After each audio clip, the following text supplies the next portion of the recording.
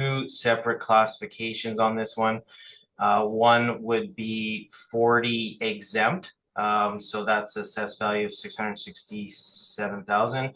And then we have the 80T taxable, that value being 16,638,000. And then there's a total assessed value of 17,305,000. It is a commercial row house. So you could see here the years built range between 1976 and 1977, and 151 suites with and then the construction with being wood framed and steel framed exterior walls. I provided a location map here just so you could see where it is. It is just east of St. Mary's Road, just past Nova Vista, just south of Nova Vista there. So you can see the complex. And if we scroll down, we get to page 4. So our income value summary. So you could see here where we come in with our gross potential rent, our expense ratio, coming out with our net operating income, and our capitalization rate of 5.5%.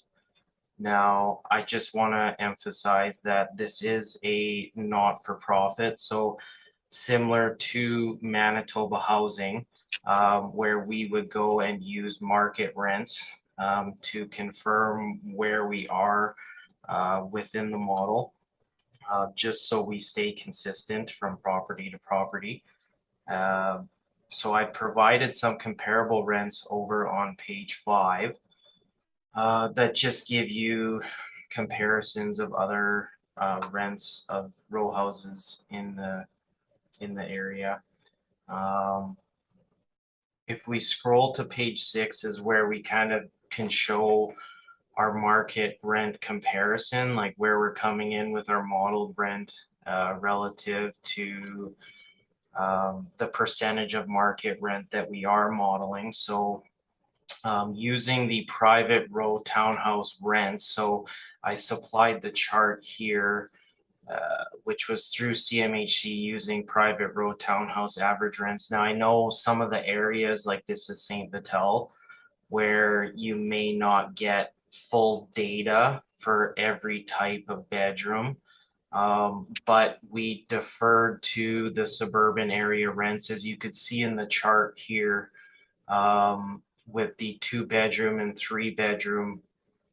So we use the CMHC suburban area rents for the 1-bedroom rate. We applied that to 2 bedrooms. So we tried to err a little bit lower to give the benefit of the doubt that it is a not-for-profit, which is $1,224. And then for 3-bedroom, we use the zone 10, rate, which you could see is 1230, or sorry, zone 10 rate, which was 1327, to come out with our weighted average value. So the total yearly potential rent based on market would be 2,344,104. Our model value that we've valued for the rents is 2,191,392. So we're coming in at 93.5% of market. So that's just to reflect where we are coming in lower than market on the property. Page 7 is the comparable leases I just put in there. This property is fully exempt from taxation, so the value change really isn't going to impact anything from that regard with the exemption. But I had just supplied here some rents to see where it would end up maybe falling in line close to the property. Scrolling to page 8, we have our capitalization rate evidence. So this was put together by Matt in our department, where he had reviewed the sales for, legitimacy on the cap rates and did a 3-year stabilization on them. So I'll defer to Matt's expertise on that he did his due diligence on verifying these properties, but you could see the cap rates range from 3.6% to 5.74%. And then if we go to page 9, the multifamily portion, you could see the city of Winnipeg's range between 4.8 to 5.6% with the 20th and 80th percentile for the multifamily. And so those sales would support our ranges that we're using here. And then as we scroll down, I had just supplied some of the income and expense mailers just to show, I mean, it is a nonprofit, but you could see that maybe what they are bringing in, and the expense ratios are hard to really calculate in the sense that they're running higher expenses than normal, which we are reflected of a 56.86% expense ratio to reflect that in the property. Outside of that, that's pretty much going to conclude the presentation today on this one. Okay, thank you very much. Mr. Smith, do you have any questions? I do, yes. Thank you, Madam Chair. Just looking at valuation here. So the study that's done on page number 6, this is using the CMHC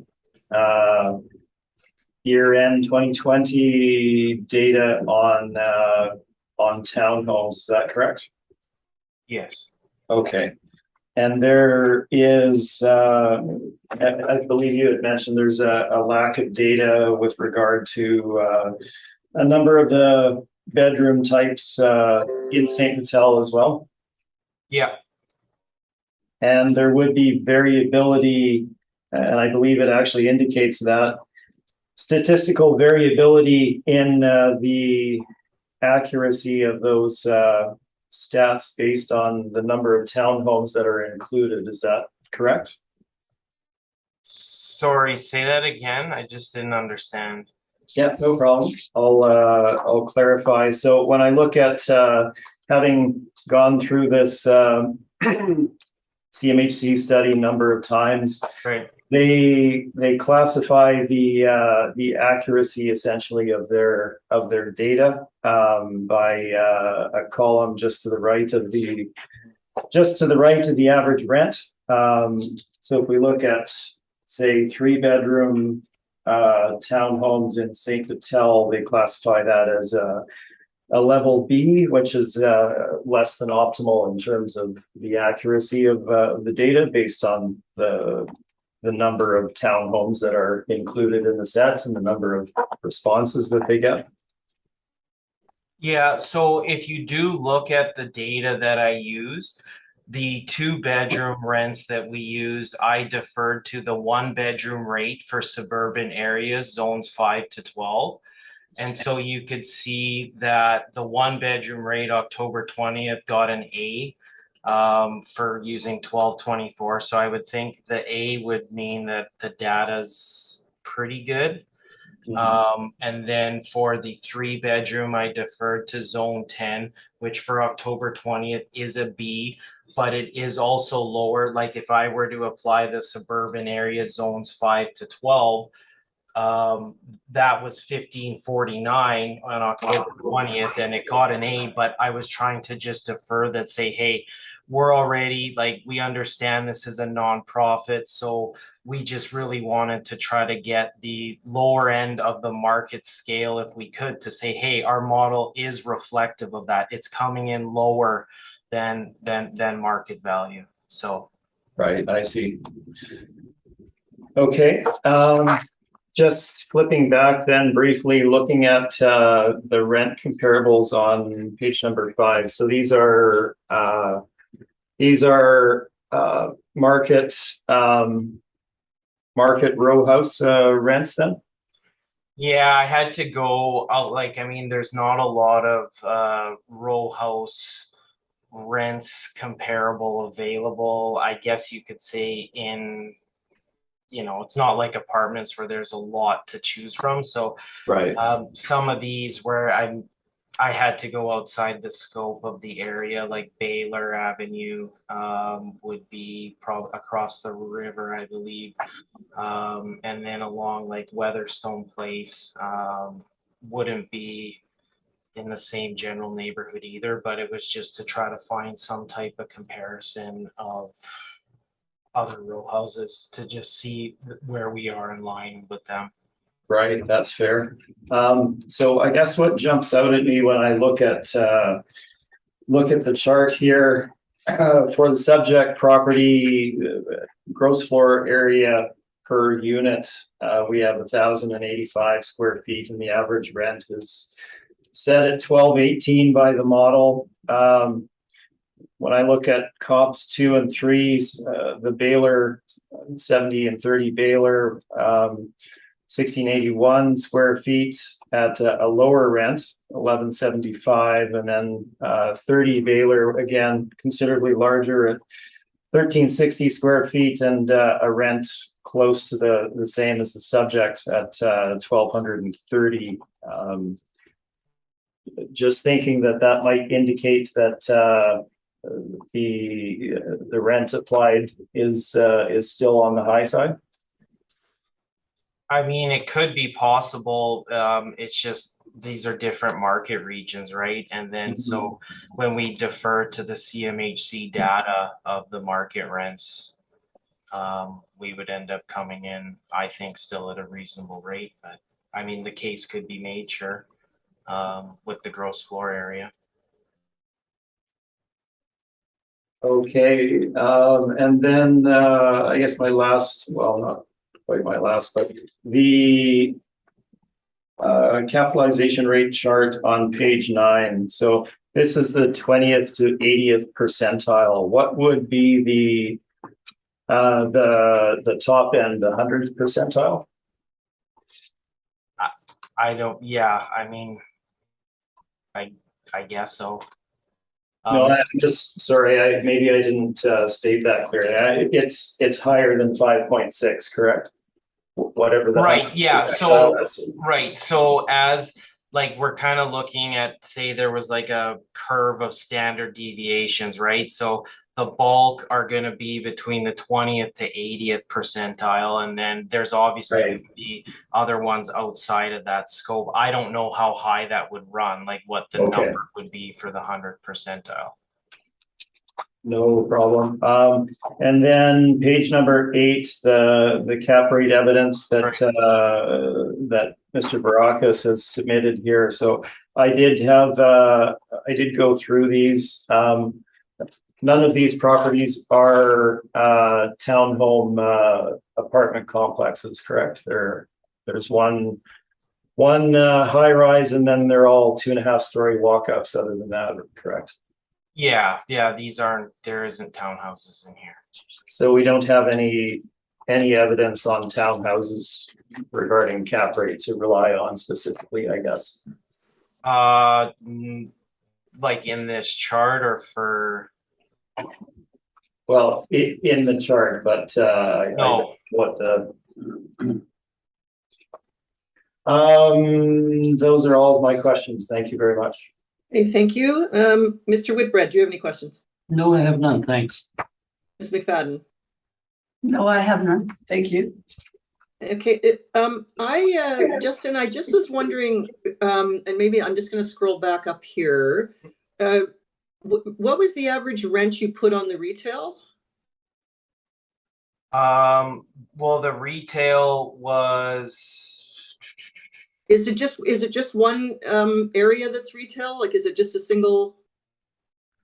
Yeah, like it's a daycare at this Oh, nonprofit. okay. And so like they're fully exempt from taxation.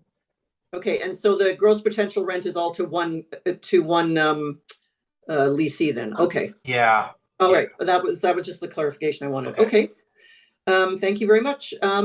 Mr. Smith, you can proceed when you're ready, please. Great, thank you, Madam Chair. So 700 River Road, this is the Village Canadian Cooperative in South St. Patel. It's located on the west side of west side of St. Mary's Road, at River Road, or just west of River Road. It kind of has an L-shaped lot that it occupies. So there's a entryway on river, but the majority of it fronts on River Road and runs to the south from there.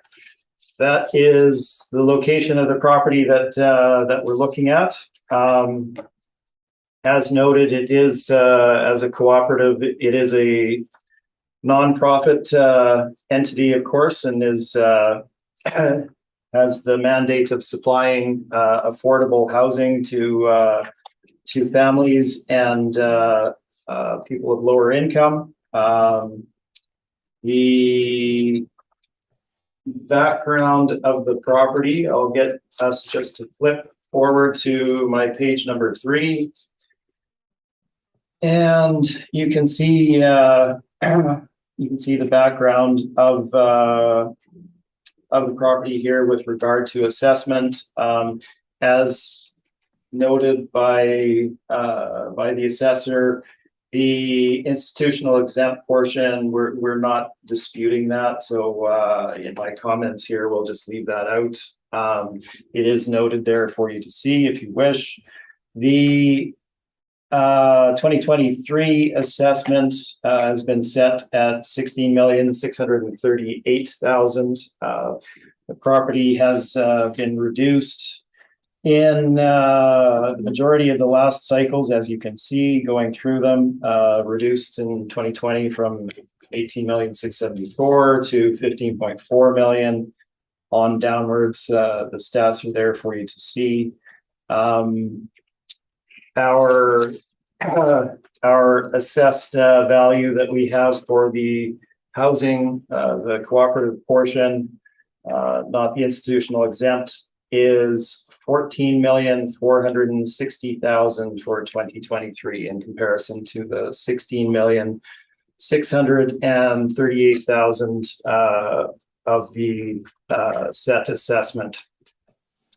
I will point out to start with that subject property is a leasehold estate. The city of Winnipeg actually owns the land that the property sits on, and it is a long-term lease, very similar to a lot of the cooperatives in the city and some other nonprofit housing entities. The city has provided the land initially to the housing entity to build their nonprofit housing venture on, and entered into a long-term lease with that entity, where the nonprofit has the ability to occupy the site for the term of that lease. At the end of the lease, there is the option, of course, for the property to revert wholly to the city of Winnipeg, leaving the improvements in place, and or to enter into a new agreement. Now, these being nonprofit entities, with the mandate to supply low-income housing, that's unlikely to happen. That being that the city would want to take them back, but that wrinkle does exist. That possibility is there.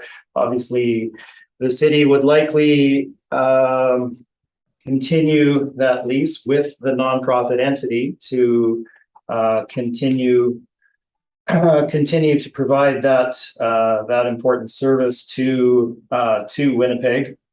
However, if we look at it from an ownership point of view, the nonprofit entity, Village Canadian Co-op, does not own outright the land, so they do not have the ability to trade the land. That is, they can't sell. They can't sell the whole property. They can't sell the bundle of rights, as they don't actually own the land that it sits upon. So the whole exercise is theoretical as far as whether they could, well, what the property would trade for as of the valuation date. Now, that certainly does add a significant wrinkle if you were to look at the purchase of a property that is a leasehold estate, essentially. If you are the well-advised, knowledgeable purchasing party, and you look at this property versus an identical property that is under fee simple ownership, where they own the property outright, there's significant risk that's posed there. You as a buying, as a private market participant, if theoretically you were able to buy that property, which you're not because it can't be traded by the entity. If you were able to, at the end of the term of the lease, if you're a private party, I would suggest that it would be unlikely for the city of Winnipeg to look at it in the same manner if you were not providing the same nonprofit, low income housing service that the original nonprofit was. So it would be likely that at that point in time, there would be the potential that you could either outright lose the property, and or the city would require payment for the land that it sits upon, which would significantly decrease the return on your property if you had to pay for the 12.1 acres in South St. Patel that this was sitting upon. All of that adds to the risk that any potential purchaser would take on, and any astute investor would add a significant risk premium to the cap rate that they would apply to such a property. So, bit of background there. Let's move into the valuation, etc. here. This property was built in 1976, 1977. It is a townhouse nonprofit cooperative. As noted, we have a total of 150 units sitting on 12.1 acres, 36 two beds, 104 three beds, and 10 4-bedroom units. 3 and 4 bedroom units. Well, 4-bedroom units being a bit unusual in townhomes. 3-bedroom somewhat more normal, but in terms of the overall rental universe, 3 and 4 bedrooms is certainly on the high side. Let's move forward. Description of the nonprofit is given on page number 4. I'll leave that for you to review. We've already talked about that extensively. We get into photos on page 5. Given the mandate, the accommodations are certainly adequate, but not luxurious. They're meant to be durable, etc. So you can see from the finishings that some of them are significantly dated, of course, but they do provide that basic level of accommodation. Each of the units is 2 stories with basement. The basements are completely unfinished unless the occupant themselves has done any finishing to it. So that is the setup. Description of that is given on page number 9. I'll let you read through that if you wish. Again, it's just describing the finishes. Generally older. When they do require a refresh, again, it's of a basic nature. Page number 10 of the brief just runs through cooperative housing. That's there for you to review if you wish. The actual site is shown on page 11. So again, we're in South St. Vital, west of St. Mary's, with the majority of it fronting on River Road. And the location shown on page number 12, as indicated.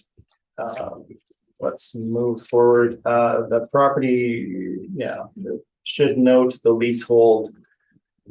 The lease with the city of Winnipeg on page number 13, but that is the case. Let's move forward to the valuation itself. Obviously, as a nonprofit provider of affordable accommodation, the rents that they set are intended to reflect market for the level of accommodation provided, but be affordable at the same time. So the rents that have been set for the subject property are shown in the middle of the page on the chart: $1,037 for the 2-bedroom units, $1,126 for the 3-bedroom units, and $1,208 for the 4-bedroom units. At 100% occupancy for the whole year, they would achieve $1,998,192. That's without any vacancy whatsoever. There is always vacancy also in nonprofits, and I think that is actually indicated in the income and expenses. If I flip to the addenda, which you can do later, it's indicating a significant amount of vacancy as well in their response to the city. So 100% occupancy, that would be the rent level to that. We've provided CMHC stats for standard market apartments on page number 15. The townhouse rents that CMHC has are somewhat sparse, just given the numbers that are out there. Statistically, they aren't always the best. There's very little evidence in the St. Vital area, certainly on the lower bedroom count units. So we have looked at standard market apartments as well as our own rental study on page number 16. You can see the rent levels there for 1 and 2 bedrooms, very few 3 bedrooms out there in the marketplace. We don't have a lot of data, unfortunately, on the 3 and 4 bedroom units, so a bit difficult to back that up. So our gross rent level, we believe they are at market. We'll have a bit more information on that as we go along. We've added the parking income that they have to the property, and there is no common laundry, so there is no laundry revenue. We can move on to the expense side. The vacancy, as I've noted in the income and expense, is there for the subject property. We have deferred to City of Winnipeg vacancy rate of 3.2%.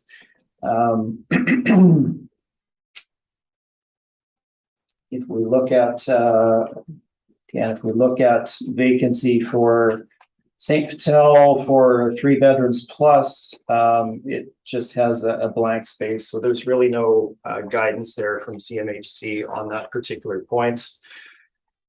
Let's move on to the expenses themselves on page number 18.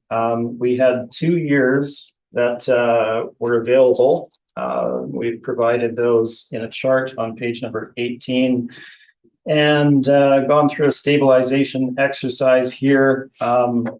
What I can point out to you is that there's a vast number of line items here that do not have data in them. Now, it's not that there are no expenses that exist for those categories. It's simply that they haven't been included in the income and expense that was submitted to the city, and we don't have a breakdown of those particular amounts to supply. So let's look at this briefly, 2018 and 2020. So there's no waste and snow removal for a 150 unit complex sitting on 12.1 acres with extensive parking areas. That's not accurate. Certainly there's security in place. There would be HVAC costs, wages and benefits don't exist, no maintenance supplies, etc. So there's a big gap in what has been supplied by the entity. So it makes it a little bit challenging to look at this number as being fairly representative of the expenses that one would incur as a standard market apartment. So if we look at the stabilized expenses, again, they're significantly underestimating typical operating expenses. So in this case, we have had to defer to the City of Winnipeg's expense percentage of 56.86%. Now, that expense allowance does, I believe, recognize the fact that it is a townhouse complex, so it will have greater expenses than typical, being on grounds the size that it does. Having the extensive roofing that you have for properties of this type, each unit having its own heating systems, etc. They're just far more expensive. So that 56.86 is probably fairly representative. Let's move on to capitalization rate. So this critical component of the valuation, obviously. Our challenge here is that we're looking at a leasehold estate situation where the occupant, lessee, does not have the right to trade the property. In addition to that, it's social and affordable housing. So that's the background that we're operating within, and it does need to be reflected in the market value that's determined for assessment. So let's look quickly at page number 19. I have bit of text here that we'll only go through once today. There are no sales of affordable housing properties out on the marketplace. They simply don't transact. That's not the mandate that they have. They're not there for profit. So when we move down the page here, social and affordable housing properties cannot legitimately be directly compared to standard market apartment transactions, as social housing properties have considerable restrictions and burdens that are not present for market apartments. There's an accredited commercial appraiser from the United States, Mr. Richard Bolton. He's an expert in the affordable housing field. He has written a book in the area titled Valuation and Market Studies for Affordable Housing. Now, I'll point out before I run through this, it's not a jurisdictional issue that we're looking at here. It's theoretical, so it doesn't matter that it's written in the United States. He states, developing a market-derived cap rate for an income-restricted property begins with an analysis of the available rates for similar unrestricted properties. Then these rates are adjusted based on the risk factors that an investor would consider in developing a cap rate. The result is a cap rate based on market factors and associated risks. In the final analysis, property tax assessment must take into account the public purpose of the project, the overall benefits and burdens, and the restricted nature of the operating rents. So we don't have transactions of affordable housing properties to review cap rates on, so we need to look at the market and then make adjustments. So what we've provided at the bottom of page 19 is a list of transactions of apartment properties in the relevant time frame from 2018 through 2021. They range obviously in age, size, location, but this gives you a fairly strong indicator of investor appetite and the capitalization rates that are derived from typical sales in the marketplace. So we're looking at 15 sales here We have a range from a low of 4.95% up to a top end of 7.9%. Now, those are certainly the outliers. When we look at the bulk of the properties, they're falling between that 5.25%, 5.25% for the most part, 5.5, 5.49, up to 5.7%. So kind of in that range between 5.25 to 5.75% dominantly. To support this data, and we'll just quickly touch on this, I've provided background from both Colliers and C.B. Richard Ellis, two of the main larger commercial real estate brokerages in Canada and in Winnipeg. I've given you a 3-year background with regard to their cap rate reporting on, not 3-year background, 3-cycle background, on their reporting on apartment cap rates. They don't specifically look at row housing, as there's exceptionally few trades in these properties. So we'll just look at, say, low-rise apartments. The Colliers is indicating a low-rise range of 5.25% to 6% in 2016, 5 to 6% in 2018 and 2020. So matching what we provided in our data, when you look at C.B. Richard Ellis, very much the same. Low-rise A's in 2016, 5.5 to 6, 5.75 to 6 for low-rise B's. 2018, identical to the 2016 stats, and then we flip to 2020.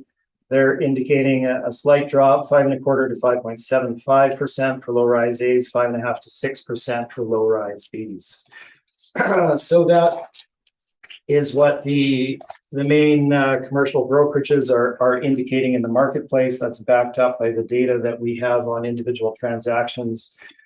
When we look at the subject property, we've run through the detail with regard to this being a theoretical exercise, as it can't be traded by the occupant, the lessee. If it were able to be traded, there is an end date to that lease, and any potential purchaser would take that into account as being a significant risk factor. They could potentially have the property revert directly back to the city of Winnipeg, and they would lose their investment at that point, and or there would be a negotiation to buy out the land that the property sits on, or some other kind of device where the city would retain the land but significantly change the lease terms, etc.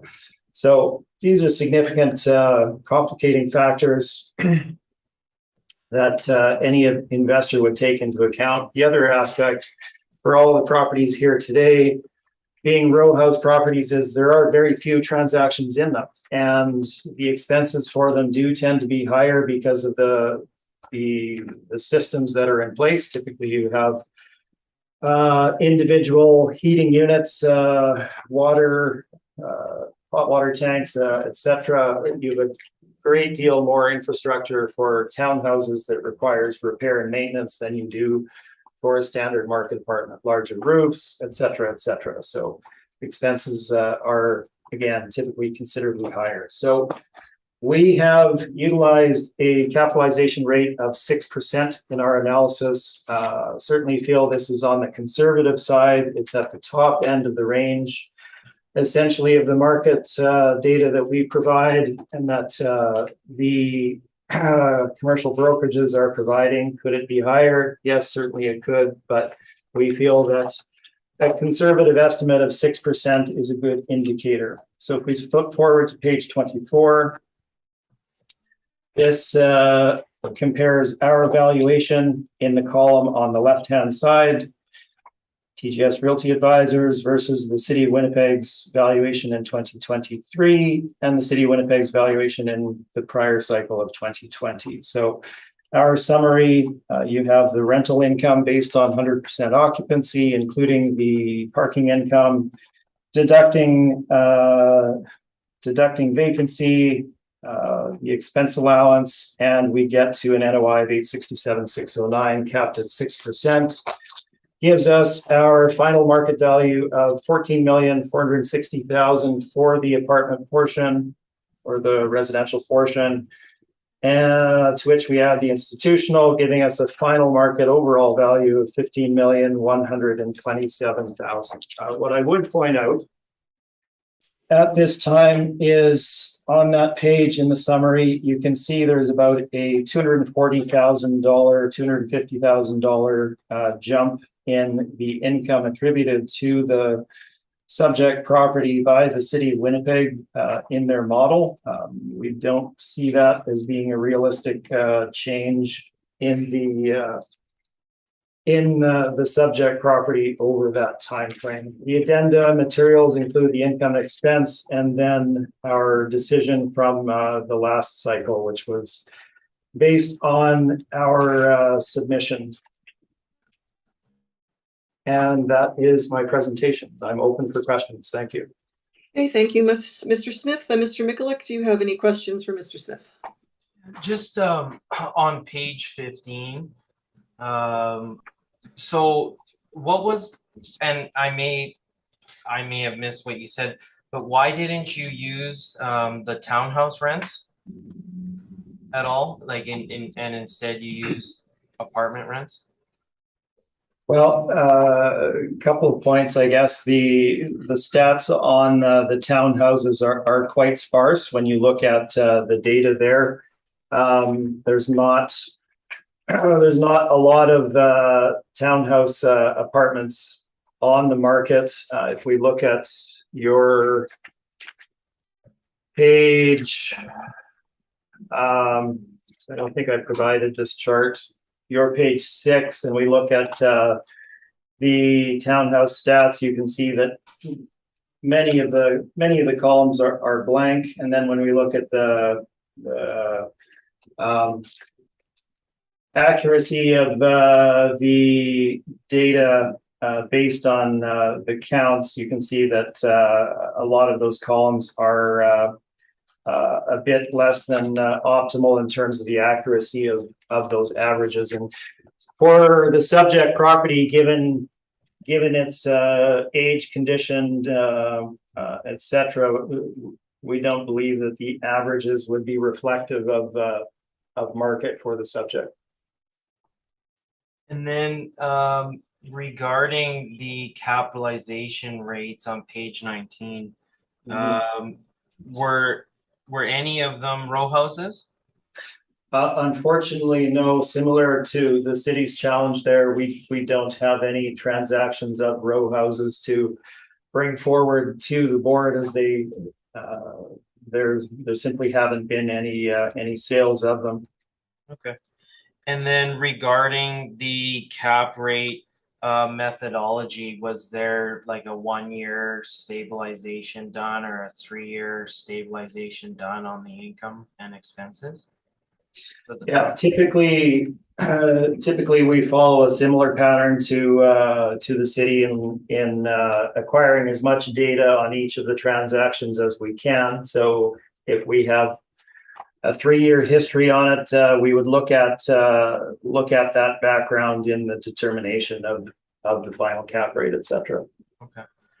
And then just regarding the page 18 with the expenses, I'm just, when I look at the workup done and I see our difference in net operating income, and then I see the charts here showing the expenses, and then, you know, our expense allowance being almost 57%, and yours being, you know, it's almost $300,000 lower than ours, and our net operating income is so close.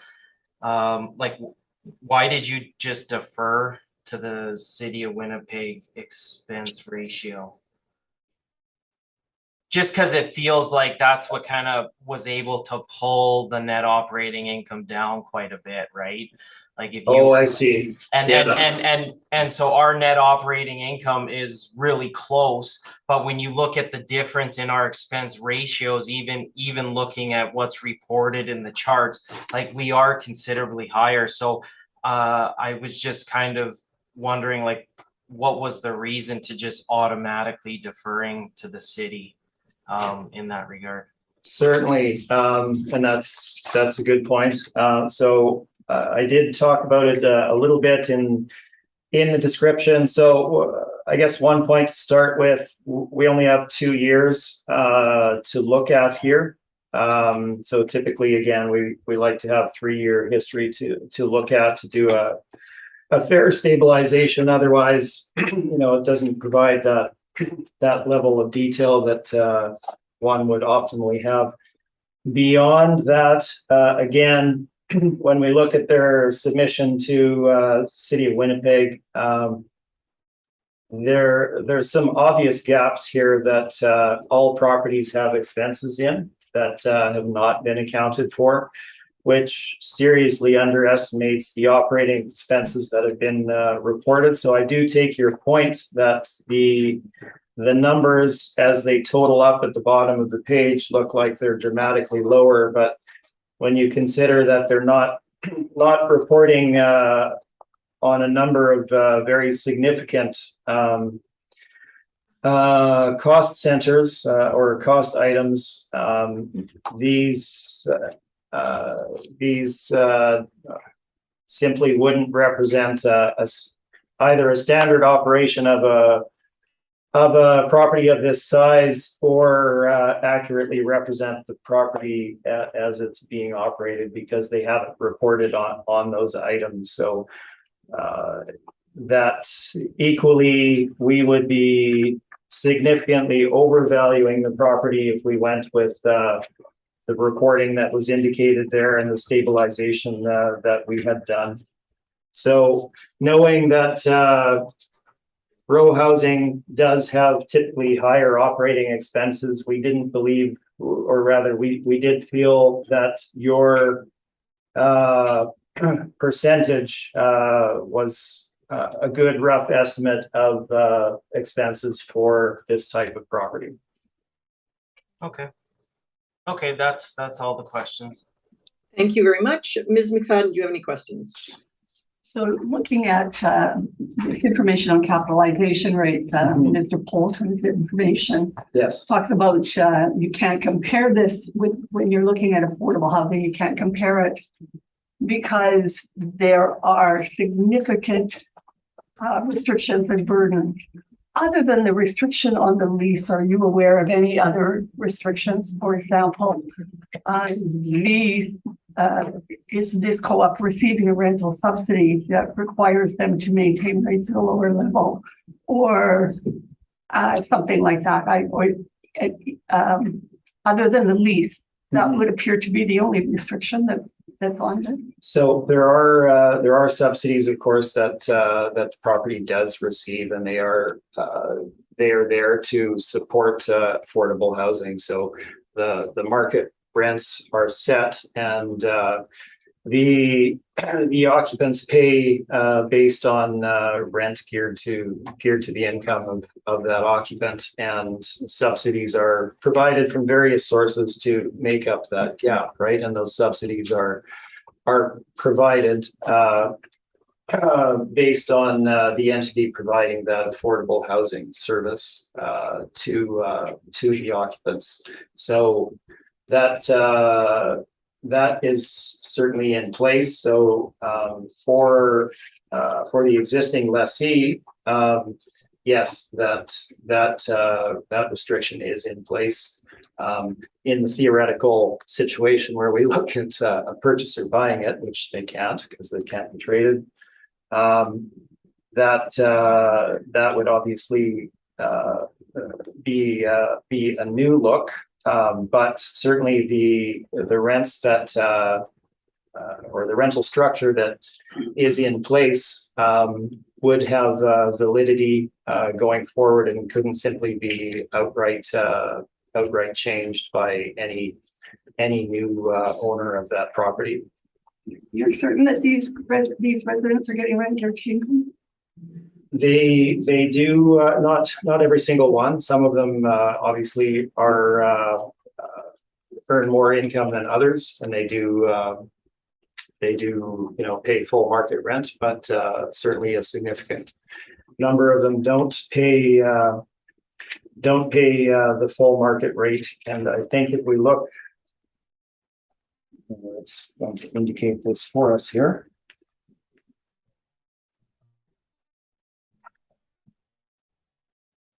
But generally there is and I don't know that it's, I think the challenge here is that there isn't really a line item in the city's income and expense form to indicate subsidies. So it doesn't necessarily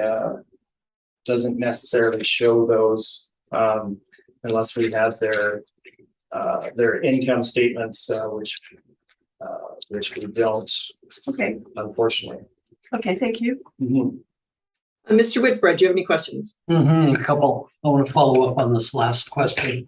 I don't quite understand the structure, so maybe you can help me. Certainly. So if I understand, there's a rent assessed for a suite, and the person comes in, there's some income control, some income adjustments made, and that person may receive a subsidy from the owner or from the city, or where do they get that subsidy from if they can't afford that rent?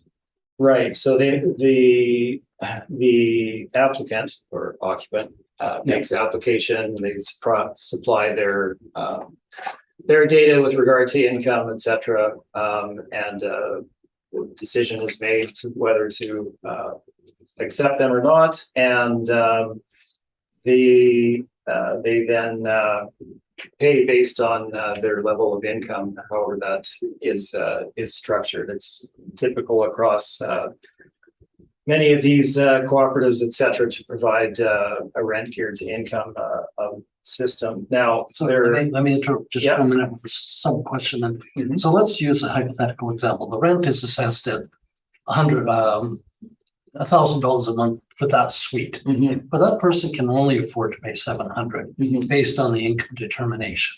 Yes. So there's a $300 shortfall for the owner of the property. Right. So where does that money come from? If that person is working, there's two scenarios. Well, there could be many, but one, if that person is working, there's a certain approach. If that person is on social assistance, there may be a second approach. Can you clarify that for me? I'm afraid I can't break down between whether, where their income comes from, how that is necessarily treated. But on the subsidy side, there's a number of programs obviously out there that these entities tap into when they're first created.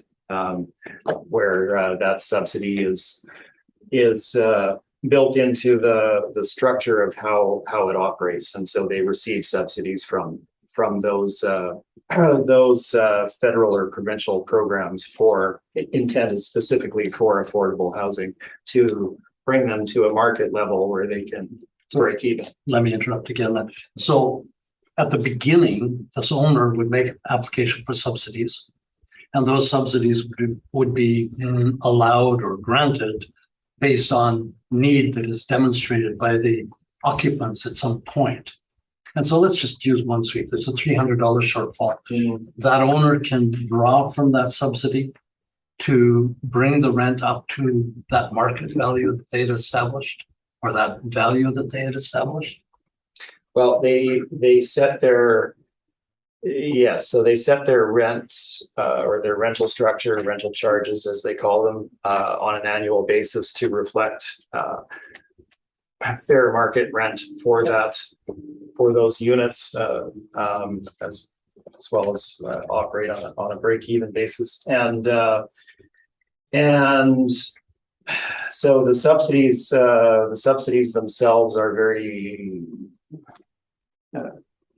it's the administration of them is, I guess, and I don't deal with them directly, but it's my understanding in discussions with many of these entities that it's very set in stone how they're operated, and so they have to submit their information to those federal and provincial programs in order to receive that money. So there's a very direct communication between these lessees with regard to their finances in order to receive that specific funding that they get to bring them up to a market level. Okay, so those lessees, I use the word owner, they're really not owners. They're leasing those buildings. Correct. And so it leads into my second question, because it's the source of revenue for repair and maintenance and capital expenses for overhaul. So this property is 45 years old. Have you inspected it? I have, yes. And is it in good shape? Is it in 45-year-old shape? So there's, I guess you would say, in between. They had significant exterior envelope issues because of deferred maintenance over that 45-year history.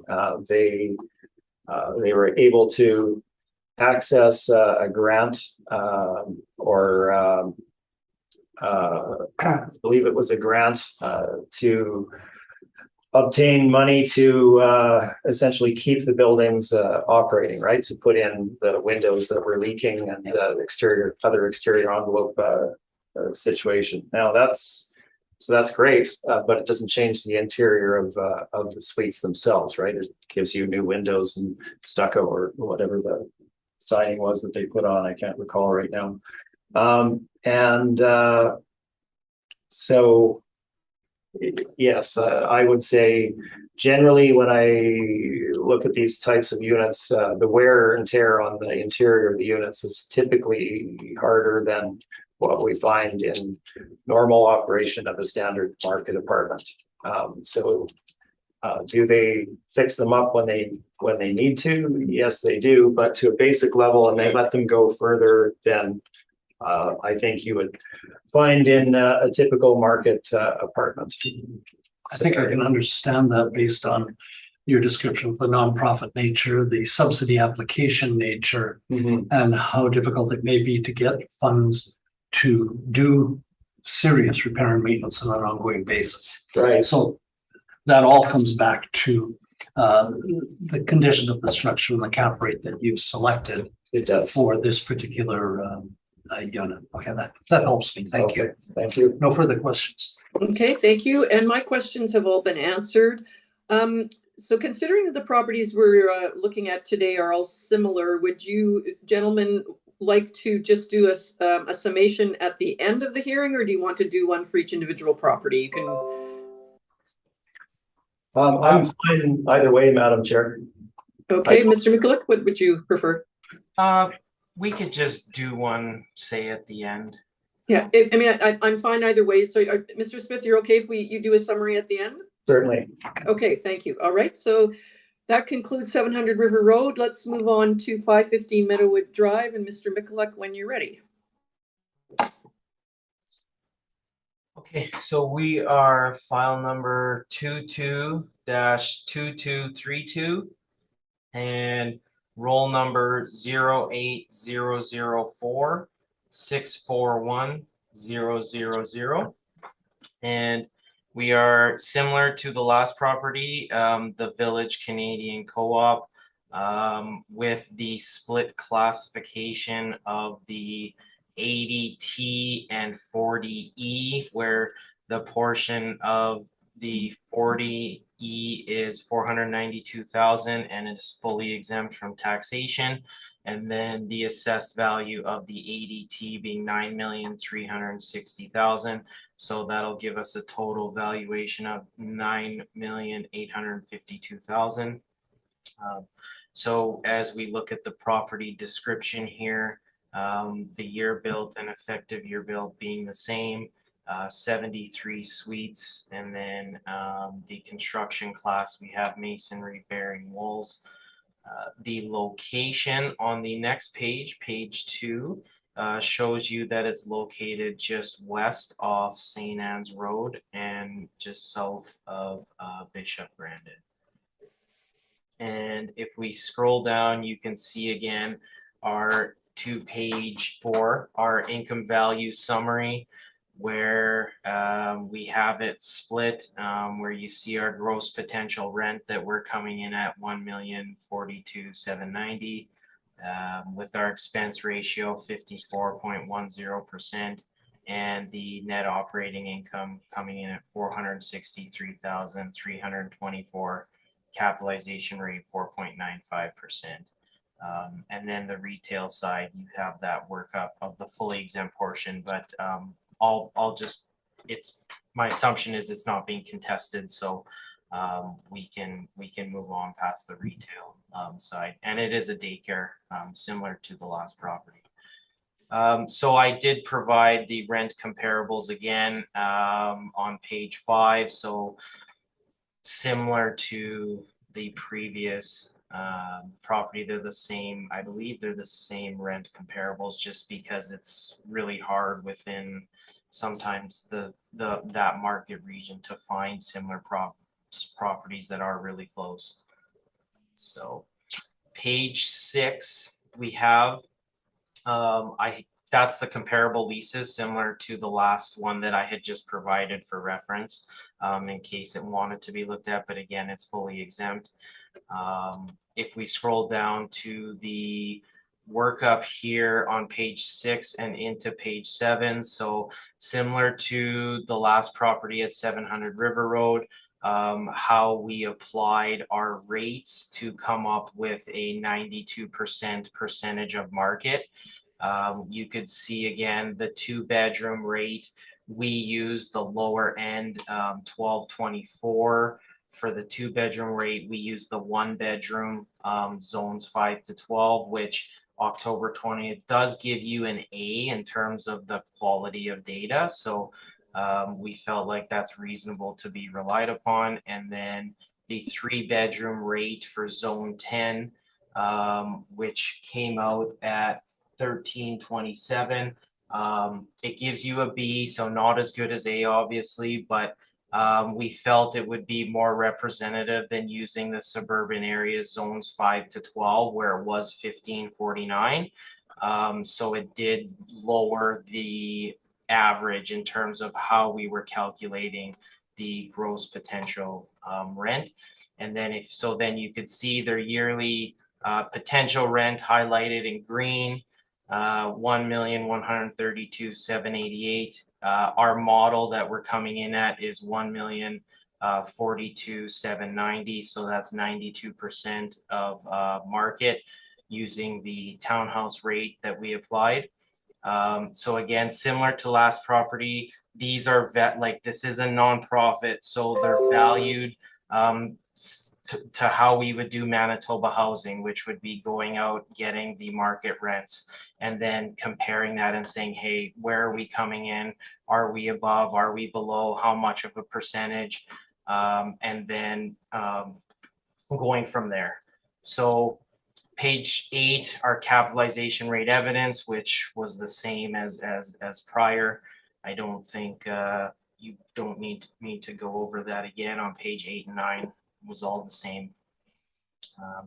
And then I just applied some of their income and expense mailers. Now, I just wanted to point out, like, there is a line here in the income and expense questionnaire here on page 11 where it does say Manitoba Housing Operating Assistance. So they do have a line item there where they are receiving, I guess, a subsidy to a degree to help operate the property. In terms of the expenses, again, the expense ratios can be so wide ranging for this type of property that we have applied a pretty high expense ratio on these just to reflect that, hey, they are being, operated with more expenses. So we come in with lower rent than market. We apply a higher expense ratio. So when it comes down to capitalization rate, the low rent and the high expense ratio is already mitigating a lot of risk in and of itself. So the cap rate would tend to be drawn down because we're not realizing a higher net income potential, just the way the formula for calculating cap rate works. So outside of that, that would conclude my presentation. Okay, thank you very much. Mr. Smith, any questions? Just briefly, so the cap rate that is applied to this property has the same owner and basic structure is 4.95%. I think the last one was 5.5. Yes. Just wondering for how what the difference is in the modeling there. I see your point. I unfortunately can't talk to the model. Like I don't really have the information on what goes into that. So I'll just have to kind of defer and just say I can't speak to what like the characteristics that came up with the 4.95%, other than saying, hey, if we're low on rent and high on expenses, it might pull the cap down a bit more because of we're already putting in a lot of taking away risk with the lower rents and high expenses. Okay. And then similarly to the last property, and I won't go through it in detail again, on page 5 with the rent comparables, when I look at the gross floor area and rent of that's applied to the subject by the model, and then I look at 70 and 30 Baylor, one's 500 plus square feet larger with a lower rent, and then the others again considerably larger with similar rent to the subject. Just wondering if that wouldn't point to the model being on the high side. Possibly, like I said, they're not in the same market region, which is why we went with the CMHC data tables to do our comparison and try to get maybe a better scope that way. Okay. Actually, one other quick point, I forgot to mention this. So the subject property has both an apartment building as well as townhouses on site, and it's roughly a 1/3, 2/3 split. Are any of the, I guess the comparables are all townhouses, and then the market stats are all townhouses? So that would be what the modeling was done on as well? Yes. Okay. That's all of my questions. Thank you. Thank you, Mr. Whitbread. Do you have any questions? No, I'm fine. Thank you. Ms. McFadden, do you have any questions? So in your opinion, would the fact that 1/3 is apartment, would that have affected the cap rate? Would that be part of the explanation? I don't really, I mean, possibly it would bring it down maybe a bit, but Okay. The model is valuing this as a commercial row house, so. Okay, thank you. That's all my question. Okay, thank you. My question is similar vein. This complex appears to be somewhat newer than the previous complex. Would that affect the cap rate? Yeah, it being newer can certainly have an impact to pull down the rates a bit if there's, just the structure itself isn't as old, right? So yes. Okay, thank you. Okay, Mr. Smith, please proceed with your presentation. Yes, thank you. So 515 Meadowwood Drive. This is also Village Canadian Housing Co-op. Same ownership or lessee rather as the last property. This one is outright owned. It's not, sorry, it is not a leased property, so they do own the parcel as it is. Pardon me. If we look at my cover page, you can see an aerial of the subject. So on the right-hand side of the page is Meadowood. And fronting on Meadowood there, you can see the four-story apartment block that forms part of the property, as well as the daycare is what it is for the residents on the south side of that photo. And to the north, to the left of the photo is the townhouse complex. Obviously, you can see the layout with the parking on the inside. Extensive structures in place there with regard to the roofing, etc. I will point out that age can be somewhat misleading sometimes. They have had a lot of foundation issues on this site with these properties. So built in '89, yes, it's newer, but they have had significant expenses that they've had to incur on a number of these units over time as well. Let's move into the brief itself. I've covered a lot of ground in our first presentation. I'll try not to go through that more than once, other than to refer to it, just to refresh our memories. So let's look at page number 3, 2023 assessment for the residential portion, $9,360,000.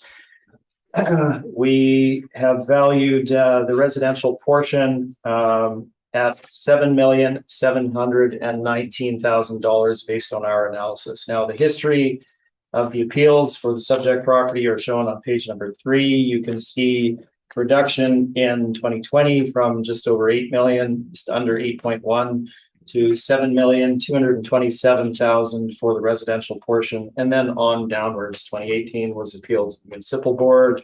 You can see the rest of them there for you as well. Property is built in '89, and again, it is a nonprofit cooperative housing with both the apartment block and townhouses on site. So we have a total of 73 units. In the apartment building, we have 8 one-beds and 16 two-beds. And seven 3-beds. So actually I'll have to adjust my numbers there. So what does that come to? 31, 24, 31. Yes. So 31 units in the apartment. So haven't run the math, but it's over 40% of the property being apartments. And we have 36 3-bedroom townhouses and 6 4-bedroom townhouses on site. Description of the co-op on page 4. We can get into the photos. So we have photo of the exterior. We're on page 5 now. Exterior of the apartment block, 4 levels. Fairly standard. Picture of the daycare building, bottom of page 5. And then we get into the townhouses themselves on page number 6. So they are original to their date of construction inside. And again, the basements are not built out. They are all 2-story and similar furnishings to the other Village Canadian site. The further description of the properties on page number 10 for you to run through if you wish. Won't go through that in any detail. You have some photos there to view. The site itself shown on page 12, fronting on Meadowood. And the location shown on page 13. So it is on the north side of Meadowood to the west of St. Anne's. If you cross the road from the subject property, that's where St. Patel Arena is located, just to help everybody identify the location. Move forward to the valuation. The rental structure to subject property I've provided in a chart on page number 15. You can see the rents charged for the various types there, and the resulting 100% occupancy, which is $998,616. The actual charge that they got for the year was $990,810, according to the information supplied in the income and expense. That's what they're stating as their full occupancy. So similar to what it would work out to if you run by the rents themselves. The market stats that we provide are the same. Again, these are apartment market statistics for the St. Patel area. We're looking at 1 beds at 882 versus an average of 1043, etc. The remainder of the rental charges are there for you to look at. We also provide the CMHC average market rent chart for you to review. Again, these would be would typically rent for less than the market based on size and furnishings, etc. I do provide background with regard to market rental comps on page 17. These are the same as in the last brief. Suffice it to say, we feel that the projected gross rental income at 100% occupancy does match market for the subject property. So that's what we would utilized. We add parking income, and there is some laundry income from the apartment block itself. The expense side, we are in agreement with the 3.2% vacancy.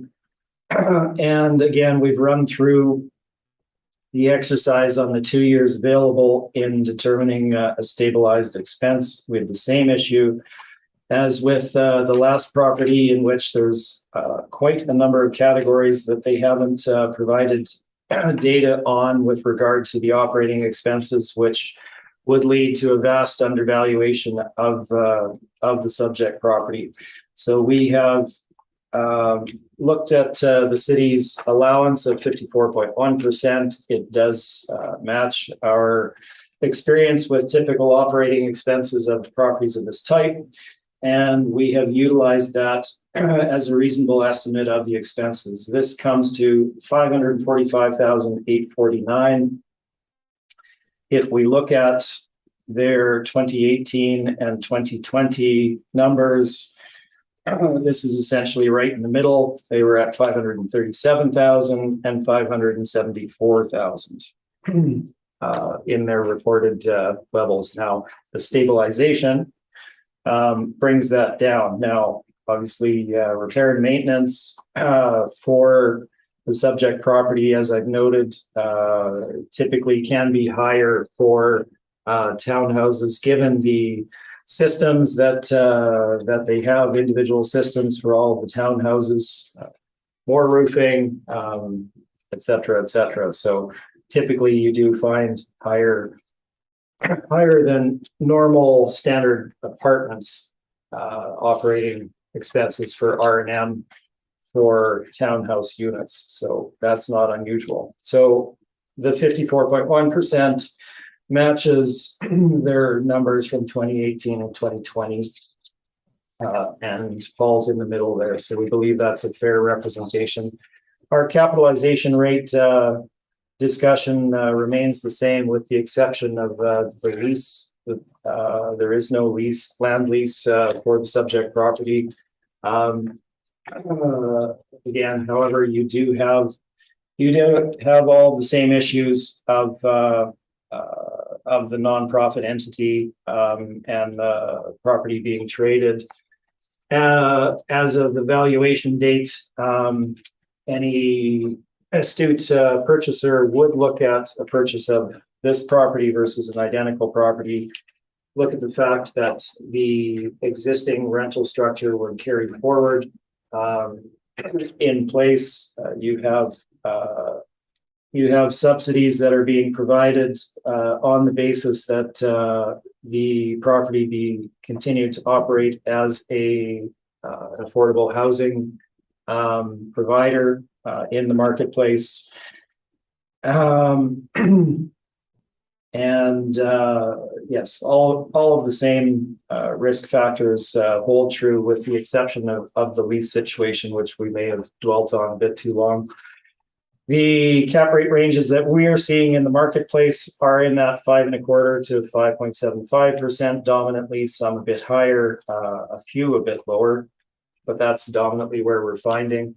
We've again attributed a marginal risk increase in using a 6% cap rate, which falls at the upper end of the stated ranges of the main market participants of Colliers and CB Richard Ellis, national commercial real estate brokerages. So we believe in applying the 6%. We are being conservative in the selection of the cap rate for the subject property. And you can see the summary of our valuation on page 25. So 100% occupancy at 998,616, adding the laundry and parking revenue, deducting standard market vacancy, which is pretty minimal at 3.2%. The expenses, utilizing the city's percentage amount, which falls directly in between their 2018 and 2020 amounts, capping the resulting NOI at 6%, gives us $7,719,000. This is a significant jump from the 2020 assessment for the residential portion, which was $7,227,000. The city has an increase of roughly $2 million over $7,227,000. I haven't worked out the percentage, but that's an increase above what we see in the normal marketplace. So again, we're not disputing the institutional portion. So when we add that, our final market value comes to $8,211,000, as shown on page 25.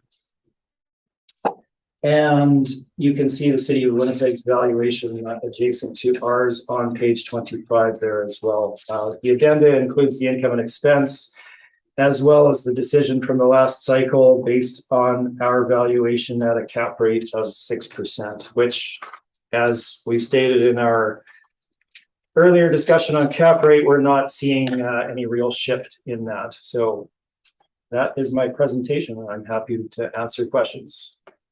Thank you, Mr. Smith. Mr. Mikulik, any questions for Mr. Smith?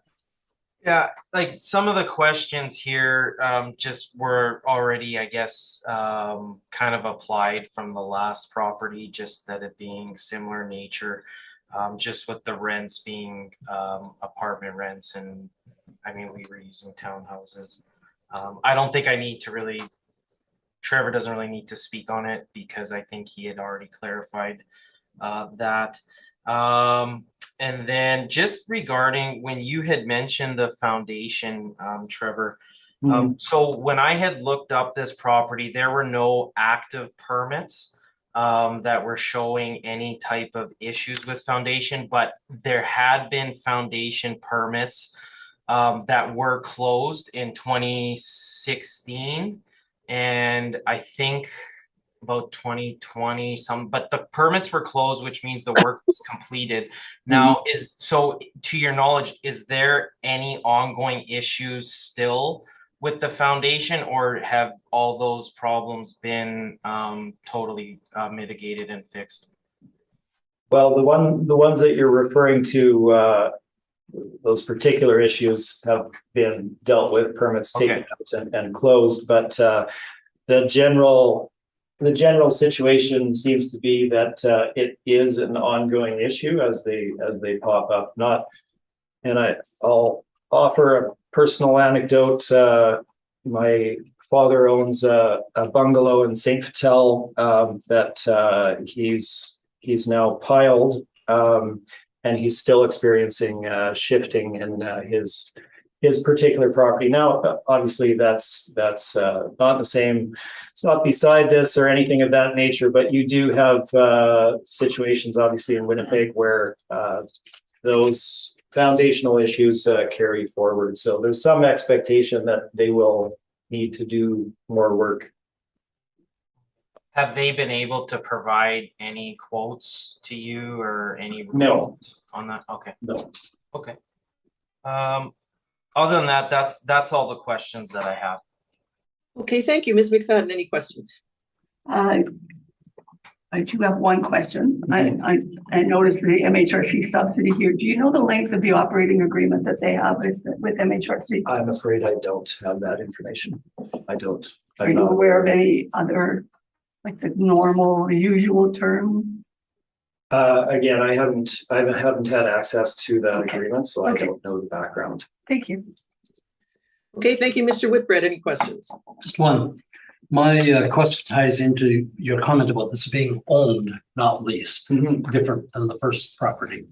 So if a future owner were to take over this property, I imagine that's possible. Village Canadian could sell it. Are they bound by the nonprofit status of that act as well? Do you know?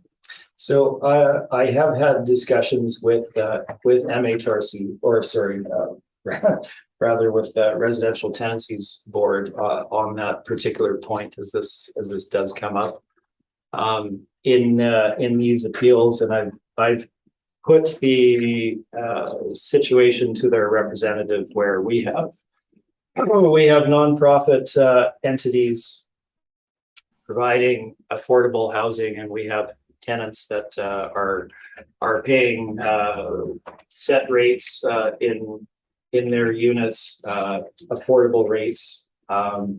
What would the situation be in a theoretical sale of that property? That wouldn't happen, but if it were to occur, and reason I say it wouldn't happen is I can't point to a single sale of other than Manitoba Housing, which is a very different situation, of any nonprofit housing out there in the marketplace. It just doesn't occur. So I put that situation to them. If it were to trade, what then is the situation? And they indicated that the residents that are in place paying based on the rental structure that they're paying have the right to continue to occupy under that existing rental structure, subject to the standard increases of residential tenancies branch at that point in time. Okay. But to the bigger picture, that I come in and buy that property and revamp it totally, exit all those tenants, it sounds like you can't do that. No. Okay, thank you very much. Okay, thank you. Sorry, Madam Chair, I have a subsequent. Okay, all right, go ahead. Yep, go ahead. Sorry, are you saying they couldn't come in and do a substantial renovation? Because that happens all the time in the rental market, where essentially tenants are evicted to do a complete overhaul of the building to change it, right? But just look at 185 Smith. Oh, the Manitoba Housing property, yes. So, well, 185 Smith is a bit different situation. So it was fully vacant. I'll grant you that, you're right. And had been for, Yeah, but the bigger question applies. I mean, that is possible under the Residential Tenancies Act, is it not? Well, yes and no. So again, my discussion with Residential Tenancies Branch and specifically outlining the situation, those tenants do have the right to continue forward under their existing structure. Now, could you propose? Could you buy it and propose an above market change based on renovation of the building? Well, that's another discussion, and I don't think it's as straightforward as one would hope it would be as a purchaser of a property like that. Thinking of another, so here's another and I'm going to forget the address. There's another Manitoba housing property as they were exiting a few of their properties that they sold, but they on Selkirk in the city, and I think it was a Polish organization that had been the operator of the nonprofit there for years and years, but Manitoba Housing owned it. So they sold it, but they sold it to the nonprofit, so it didn't go out onto the market and get sold to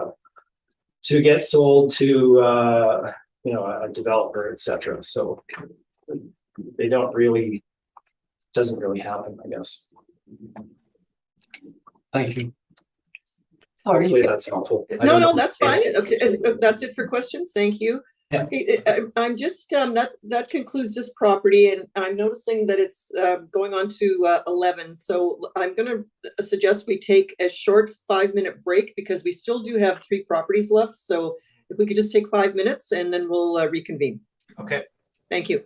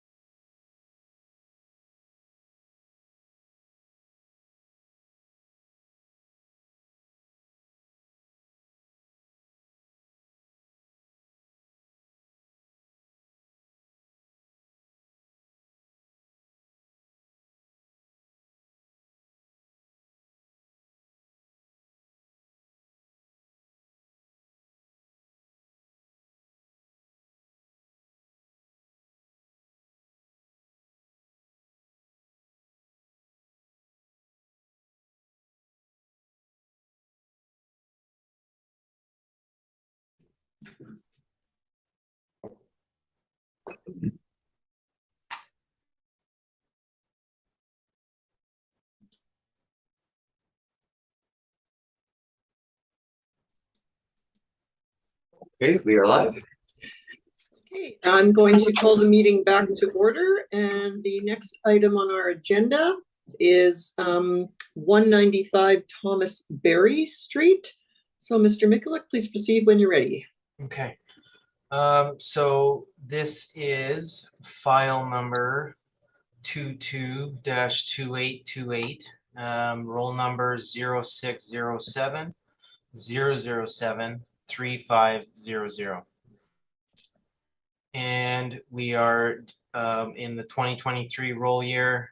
The assessed value 1,509,000. Classification is 20T. So we take a look here, and it is a one building with 2 stories. The effective year and actual year built are the same, 1976. We have 8 suites, and our construction class is wood, steel framed exterior walls. Scrolling to page 2, we can see just a picture of the location. So fairly close to St. Boniface Hospital, in between, just north of Goulet Street, and in between Goulet and Dollard. You could see north and south, and then again to the west is St. Boniface Hospital there. So we scroll here to the income value summary, where we have the model workup. So we're coming in with our gross potential rent 123,122. The expense ratio at 39.96% to get us a net operating income of 72,444. Capitalization rate 4.8%. So again, just providing comparable properties again. You can see where it falls in line with the other properties, and then I had just provided the chart here again, the CMHC chart for private row townhouse rents. So we'd be in the St. Boniface region this time, zone 9, which you could see where the 3-bedroom data would be approximately 1523, and it does have a rating of A for quality indicator, so that would be excellent. The 2-bedroom, we don't have data, but again, if we kind of look at the zones 5 through 12, you could see that for the 2-bedroom data, we're at B, which is very good. You could see the quality indicators there at the bottom left below the chart, being 1436. So we're coming in with an average rent to 1282. So that just gives you an idea where we are relative to the market. So pretty low. And again, page 6 cap rate evidence, and just page 6 and 7 touching on our cap rates that we had talked about before. I don't think I really need to go over that. Again, now I had done a stabilization workup here on page 9. That was just to show that in 2020, they reported a 53.84% vacancy at the time. So for the 2020 value, what I did is I applied the 120,518, which was the reported rent by them for gross potential rent. And then I just used our model vacancy of 2% to come up with an estimate for their effective gross income of 118,107. So you could see here, just going through stabilizing, they don't really report any type of utilities in that, because if you scroll to page 10, it was totally renovated. So I took this off their website. You could see there's now a wait list, which would draw me to believe why the vacancy was so high in 2020. There's no utilities included for the tenants, so the tenant's bearing all those costs, which is why we would get the expense ratios that we do on page 9. So you could see that I ended up stabilizing at 33.23%, which is higher than what they've reported, and that's with me giving the 5% management expense of effective gross income. So I just wanted to just show, okay, our model NOI here in green is 72,444, whereas after you were to stabilize, the NOI would be 78,866. And if you used our model cap rate to capitalize that value, it would come in at 1.643 million, and our assessments coming in at 1.509 million. So we believe just looking at those type of figures that I would say that we're pretty well in line here for this property, and possibly even a bit low.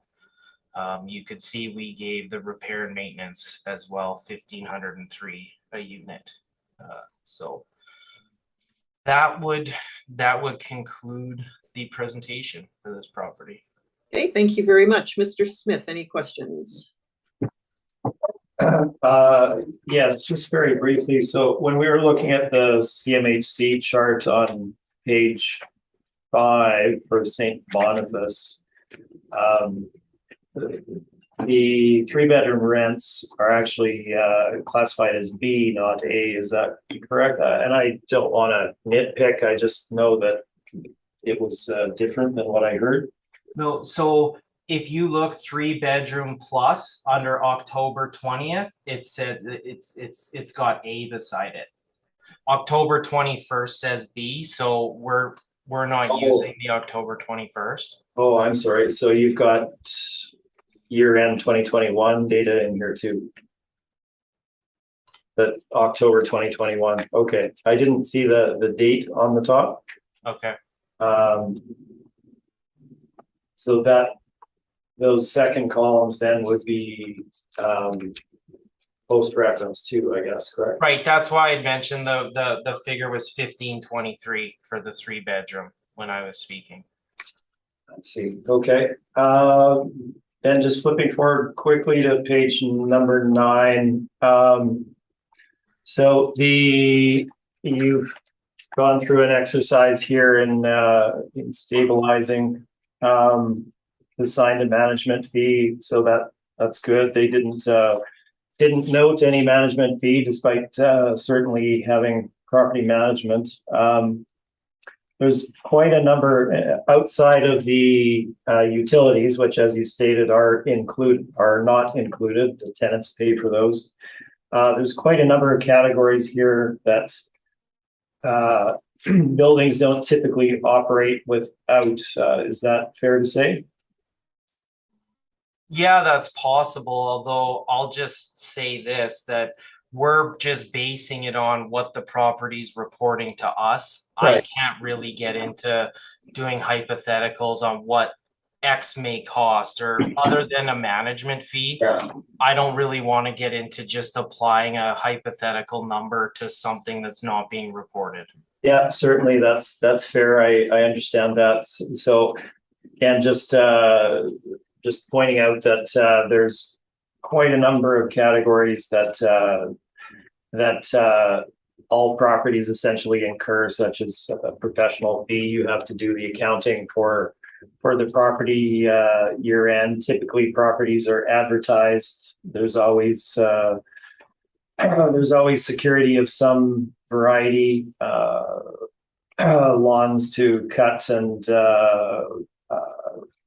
property to maintain for wages and benefits, etc. So it just seems like there could be an underestimation here of the normal expenses for a property, given what the owner has reported. Is that fair to say? Well, when I do look at the amenities here, it does say that it does, like, people, I guess, do get a yard.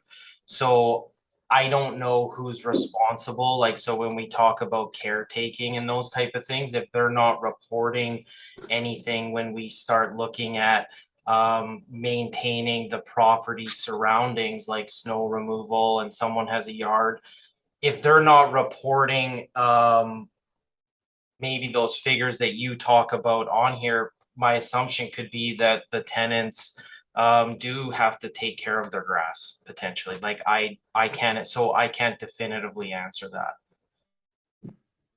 Okay, I think those are all of my questions. Thank you.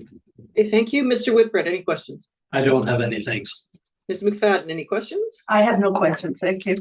And I have no questions. So Mr. Smith, please proceed with your presentation. Okay, 195 Thomas Berry. Located in St. Boniface. We've already covered a lot of background on it. Built in 1976. It is a commercial row house, not a nonprofit. And we have a total of 8 units, 4 2-beds and 4 3-bedroom units.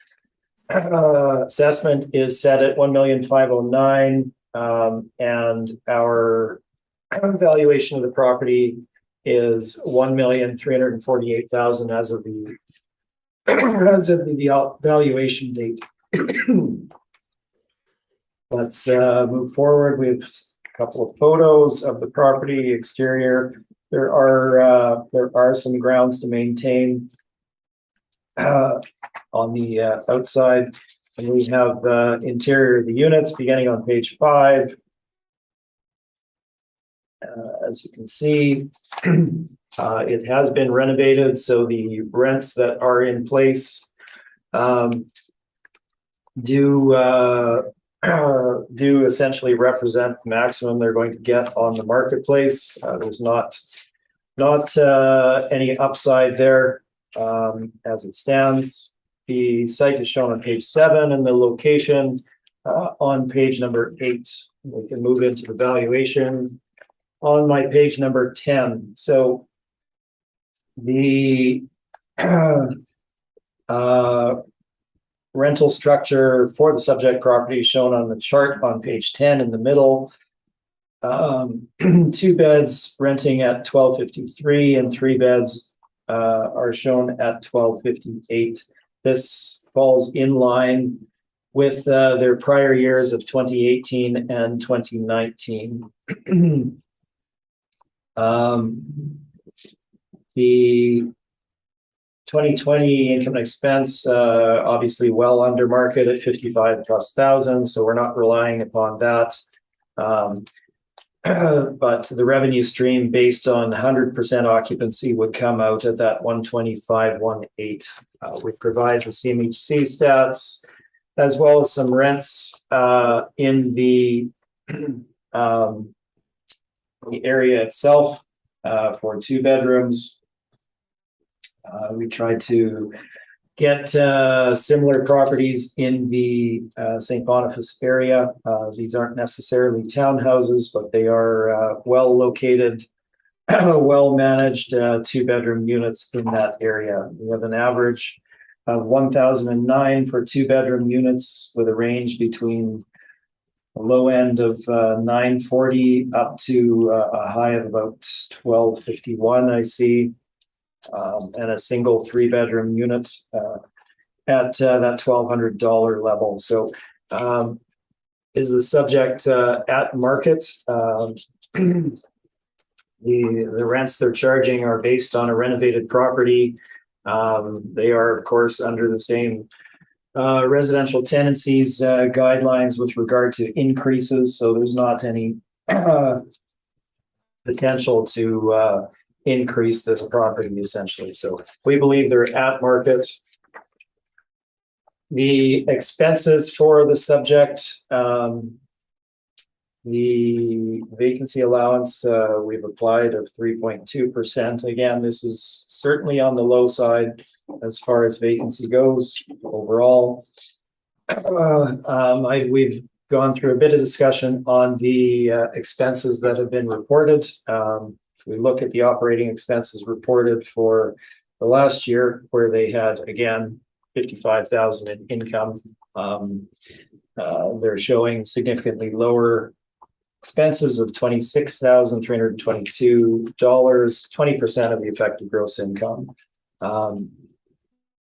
This is not representative of market in any way, so we're not relying upon that.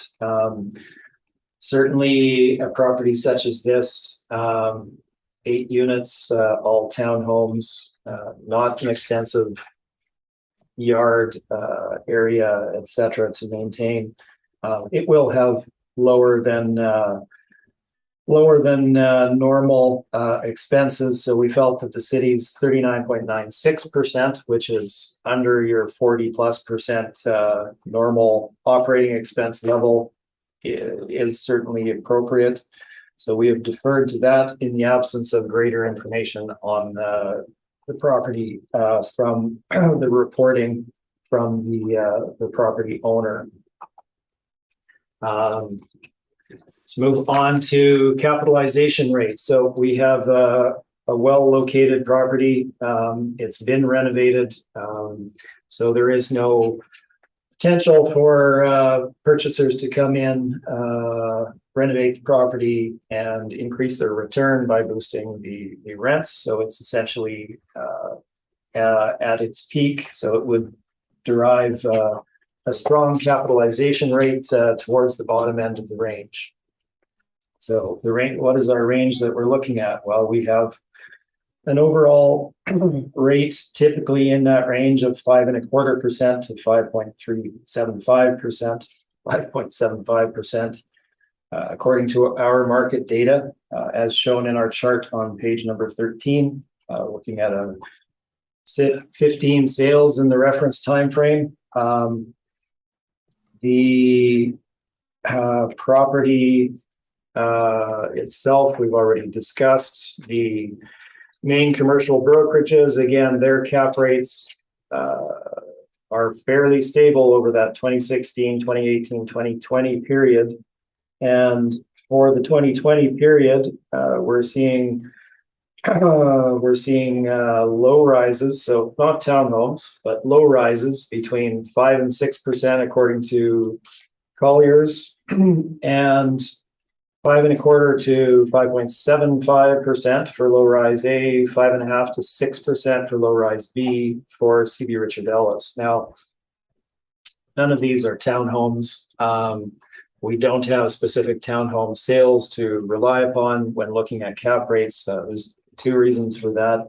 I guess there's fewer of them out there, but there's also less demand for them. So the owner, when you look at the structure of them, typically they're higher bedroom counts, which tend to often have more vacancy, say for 3 and 4 bedroom units. We have 3 bedrooms here.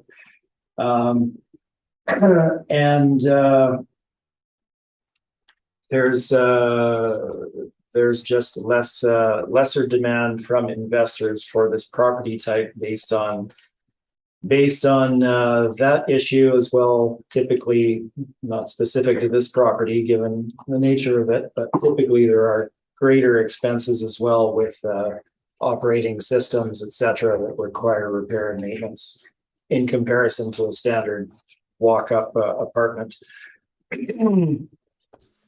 All that being said, we feel the property is well located, and that it would fall towards the bottom end of the range.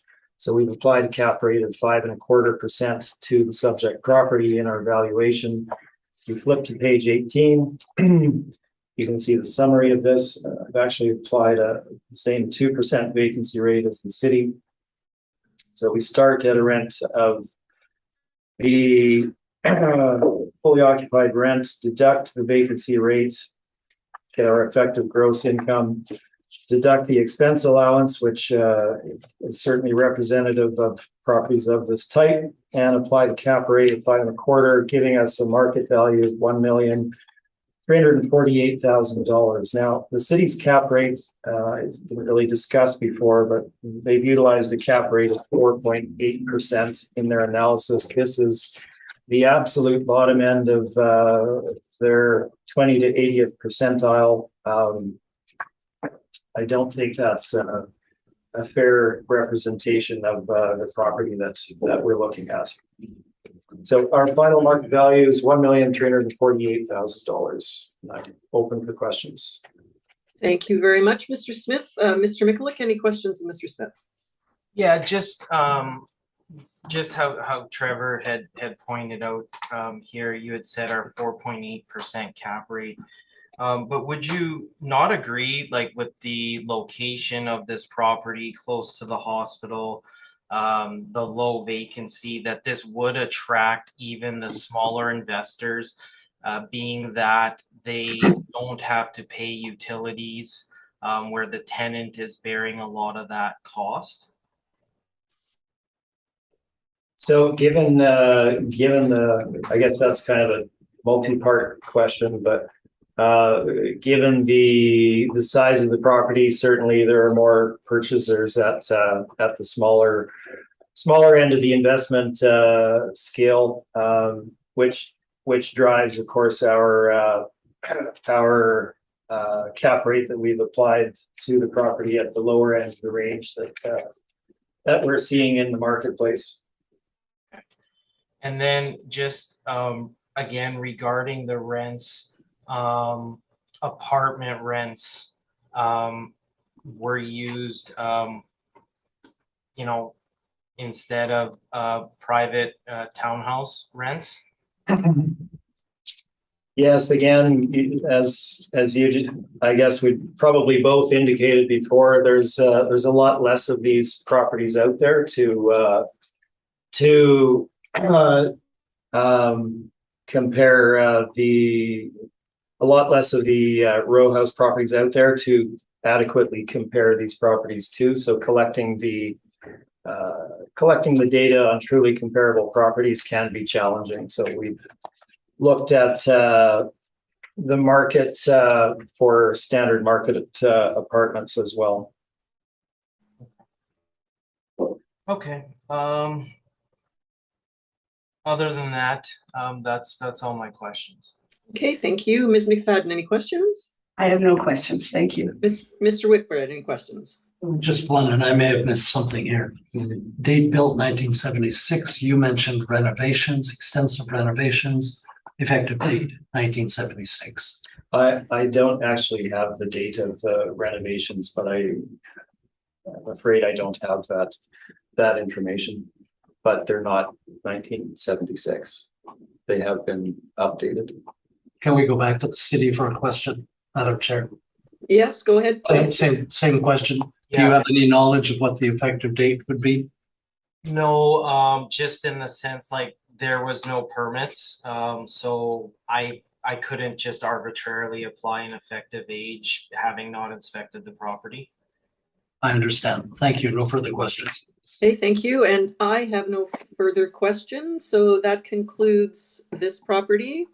The next property on the docket this morning is 151 Watson Street. And Mr. Mikulik, when you're ready, please proceed. Okay. So we got 151 Watson, file number 222180, roll number 0500 526 2500. Roll year 2023, the assessed value 2,706,000, classification ADT. Now the parcel, again, commercial row house, one building, one story, effective year build, actual year build are the same, 25 suites. Construction is wood, steel framed exterior walls. Scrolling to the location on page 2, so you could see 151 Watson there, located just north of the Superstore, and in that Leela McPhillips triangle, where the hospital to the north, Garden City Mall east, and yeah, so we'll get on to the income value summary. We have the 25 total units, 11 one bed, 11 2-bed, 3 3-beds. Our gross potential rent coming in at 279, 285. Expenses 143,088, so 53.48% expense ratio, and the net operating income 124,467, and a capitalization rate of 4.6%. And so I've applied here just some rents, comparable rents of row houses. In the northern part of the city, I know Carpathia Road might be a little more closer to River Heights, but with Kimberly being north, Gateway being north, Boyd Avenue being just south of the property. Again, it's harder to find row house rents within the close proximity. So again, I had applied here just the private row townhouse average rents. And so if we're going to look at the October 20th, so we can look at that here. You can see using core areas, zones 1 to 4. So even though this isn't core area, you can maybe make a case that they are, I guess the quality would be more indicative that it could be bringing in maybe the condition and the tenants of that type of area, and the data was good enough, I felt, with the 1-bedroom and the 2-bedroom being A and B quality, and then the 3-bedroom being B quality. So you could see where the rents for 1-bedroom 888, 2-bedroom 1127, 3-bedroom 1400, and then our average rents are coming in at 930.95. So we feel pretty good that we're bringing in below CMHC market, just basing if we even go on the core areas. So scrolling forward, again, we have our cap rate evidence.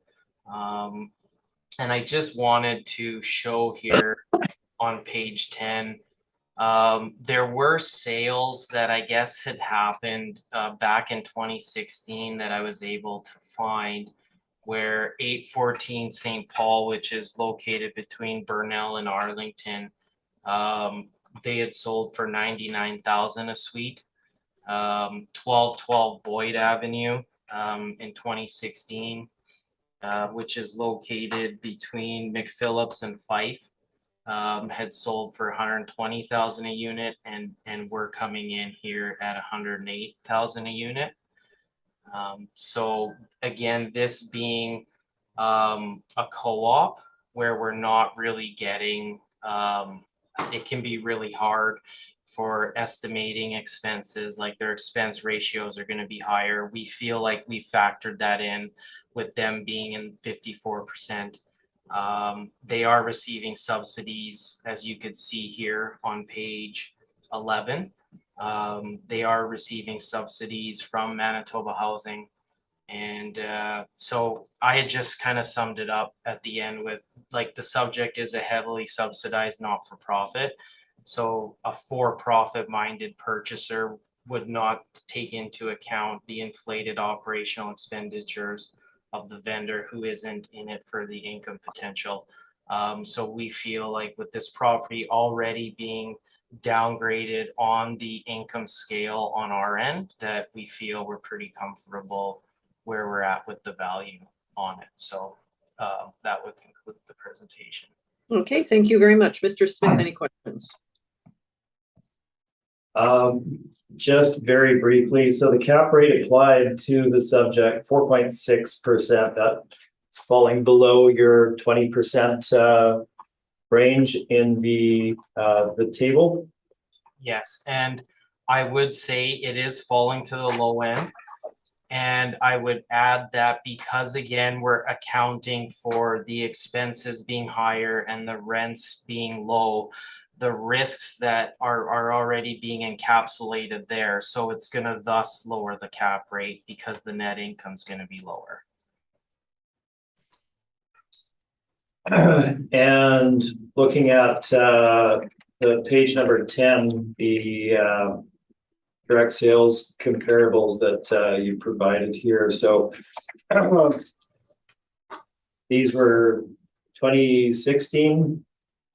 Okay, I see the dates now. So number of units here were 5, 6, 8. So these would be similar to what we discussed on the last property. These would be smaller scale properties that would have a lot bigger pool of potential purchasers, correct? Which would then typically drive greater value and greater metrics with regard to per suite sale. I could say the one on Renfrew would probably be a better comparable of Thomas and Barrie, but with the locations of 814 St. Paul and 1212 Boyd, when you compare the locations of those properties to what you get in St. Boniface right by the hospital, I could say that, yeah, maybe Renfrew could be indicative, and it's a more recent sale. Right, but we're not in St. Boniface by the hospital, right? For the subject? Correct. You had just mentioned about applying I see. St. Paul and Boyd towards the previous No, property. no, that wasn't my question. Sorry if it came out that way. What I was indicating was that as you had noted, properties of a smaller size in the number of units. So we have 5, 6, and 8 here compared to 25 in the subject property. So we're at a different scale, different type of investor. Typically, these would drive higher, bigger pool of purchasers out there, which tend to drive higher per suite value on sale, correct? Yeah, it could bring in more investors. Yep. Same theory as what you were discussing in the last case. That's what I was pointing out. Okay. Those are all of my questions. Thank you. Okay, thank you. Mr. Whitbread, any questions? No, thanks. Ms. McFadden, any questions? I have none, thanks. And I have none either. So Mr. Smith, please proceed with your presentation. Okay, thank you, Madam Chair. So 151 Watson, this is, let's orient out ourselves here. It is shown on my page number 9. I'll just wait for everybody to get there. It is located west of McPhillips, north of Jefferson, south of Leela, in that particular section of the city. So it's not in East Kildonan. The subject property itself, there's an aerial of the property shown on the front cover. As you can see, it's a bit unique in terms of the shape. So we have parking out front, obviously, on Watson itself, and then we have the units framing the outside of the lot. And you can get an image of the properties there.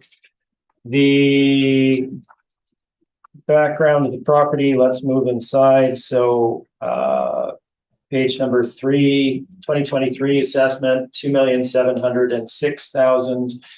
The 2020 assessment, as you can see, was reduced from 2,599,000 to 1,973,000. This was based on my appeal of the property on behalf of the owner. The information is provided in the addenda, giving you the board order, as well as my workup on the property at that time. So I'll point out our NOI there for the prior cycle was $118,373.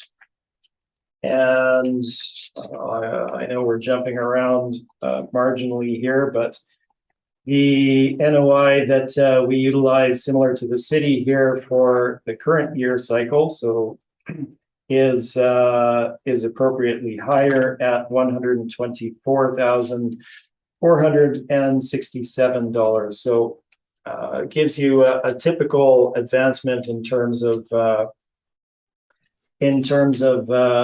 net income level over that time frame. So let's move back quickly. Page number 3, property built in 1991. This is a nonprofit entity, multifamily,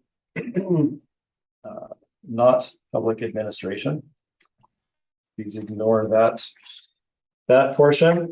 It is operated as a housing co-op, Tranquility Place Housing Co-op. It's operated on a rent geared to income basis, and suite finishes are original to the date of construction. So this particular property is designed for mobility challenged individuals of lower income levels. So we have wider doorways, bathrooms designed for wheelchair access, countertops at appropriate levels, just generally more circulation space within the units, as well as harder surfaces on the flooring, etc. Things of that nature.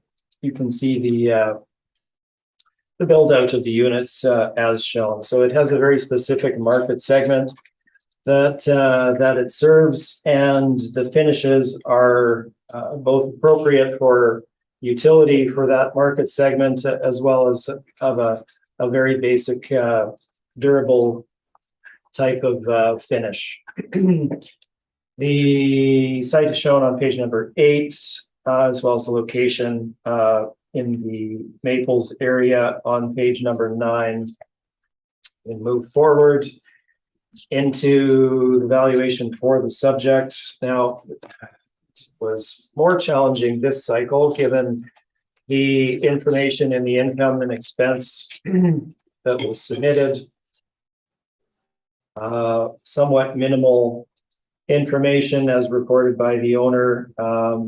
My page number A1 in the addenda gives you the income and expense submitted for the appropriate year. They indicate their residential income of $167,621 plus subsidy of $246,970. Just in general terms, for a gross income of $414,591. Now this is servicing their debt and depreciation issues. Everything is included here, so it's not a number that I can take off of that particular page and rely upon. Equally, they haven't really provided their set rent levels. It is operated on a rent geared to income basis, but they haven't outlined their market rents for the subject that they then receive subsidy up towards, etc. So the reporting is not overly helpful in this particular incident. So what we've done is look at our past history of the property, which was a single cycle, as well as what the city has applied to the property, as well as the standard market stats in order to determine what would be fair for the subject property. So when we look at the rent level that the city has applied to the subject property of $931 on average per unit, that is certainly close in terms of proximity to what the property reported previously. The expenses are, when we look at the expenses that they had for the past cycle, and we can do that by flipping to the very back of the brief. You look at my page A10 in the addenda, you can see their expense allowance at that time was $160,642. So somewhat above the city's 143,088 at 53.4%, a little bit higher than that. Based on the actual operation, we had better reporting from the co-op for that particular cycle. Their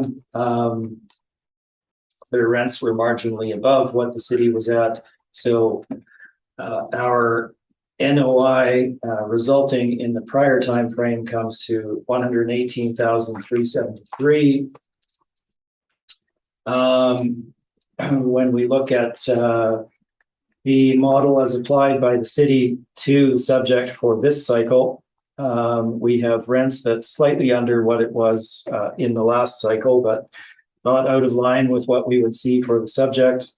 We have expenses that are significantly under what the property reported for the last cycle on a stabilized basis. And our NOI comes to $124,467. So we're looking at $6,000+ increase in NOI over the prior cycle. Certainly, we feel this is appropriate to the subject. Given the lack of detailed information on the income and the expense side, when we compare the city's modeling in this case to both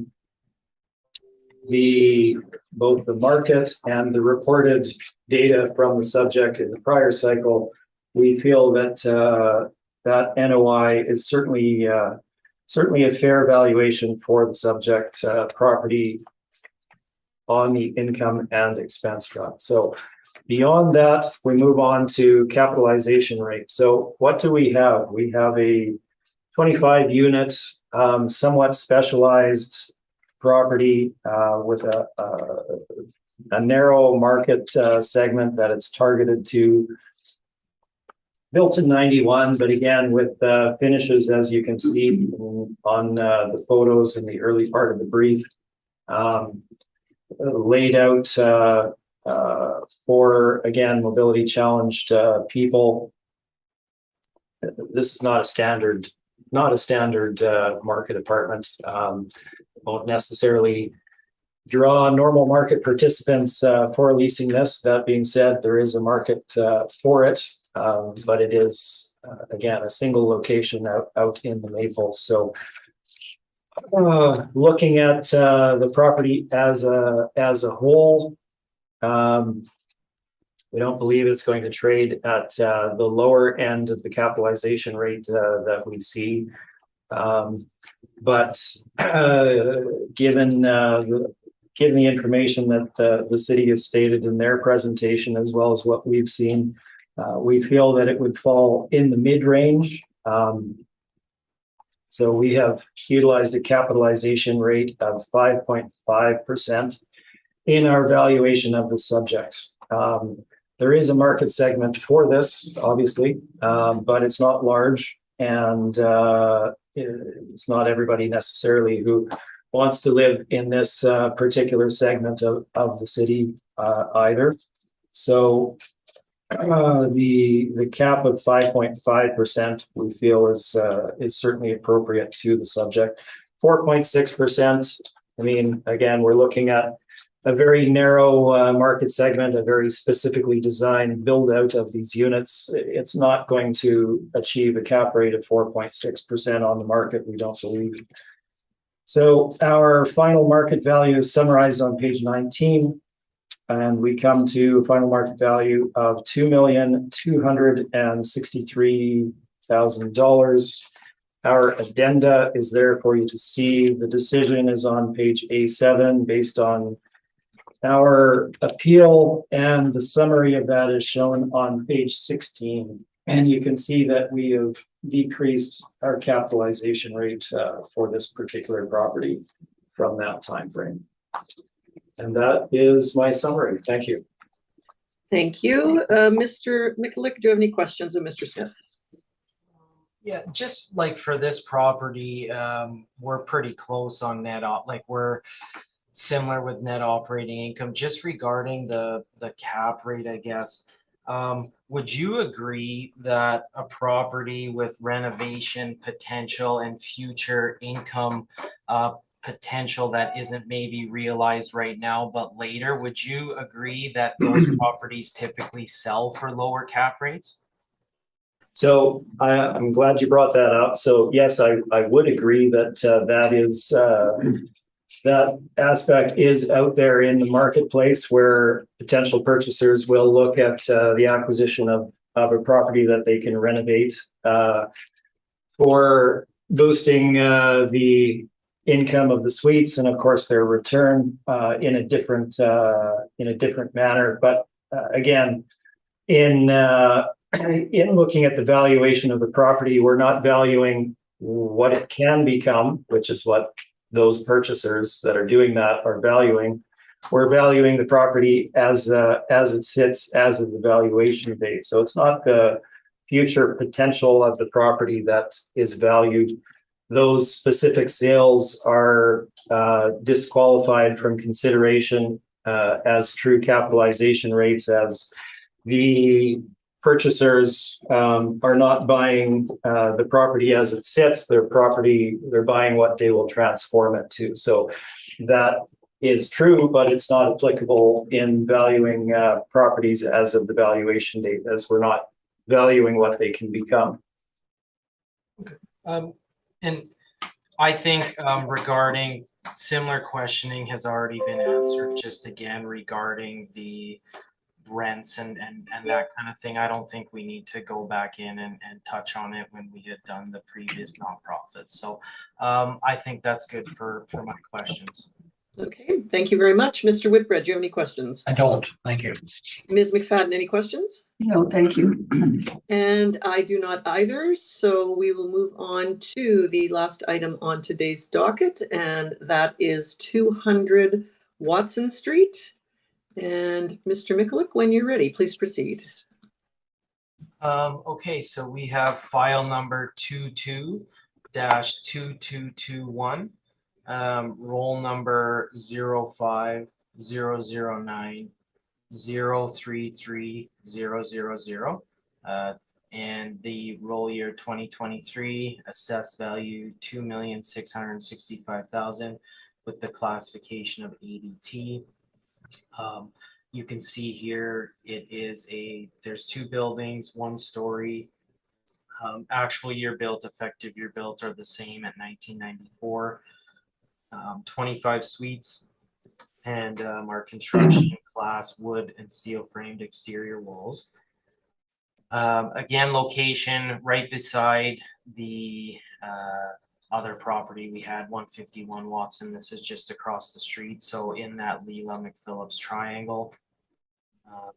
We'll scroll here to our income value summary. You could see our gross potential rent $272.85. Our expenses $139,399 with a 53.48 expense ratio. Net operating income $121,258, and the cap rate of 4.55%.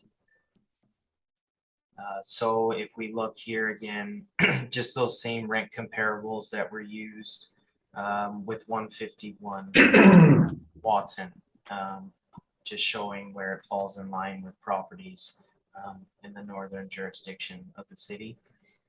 And our private row townhouse average rents, again, similar to the last presentation. using the core areas of 1 bedroom, 2 bedroom, 3 bedroom in the October 20th timeframe. You can see where those rents fall in line, and then our rents coming in at $906.95. Capitalization rates, we touched on that.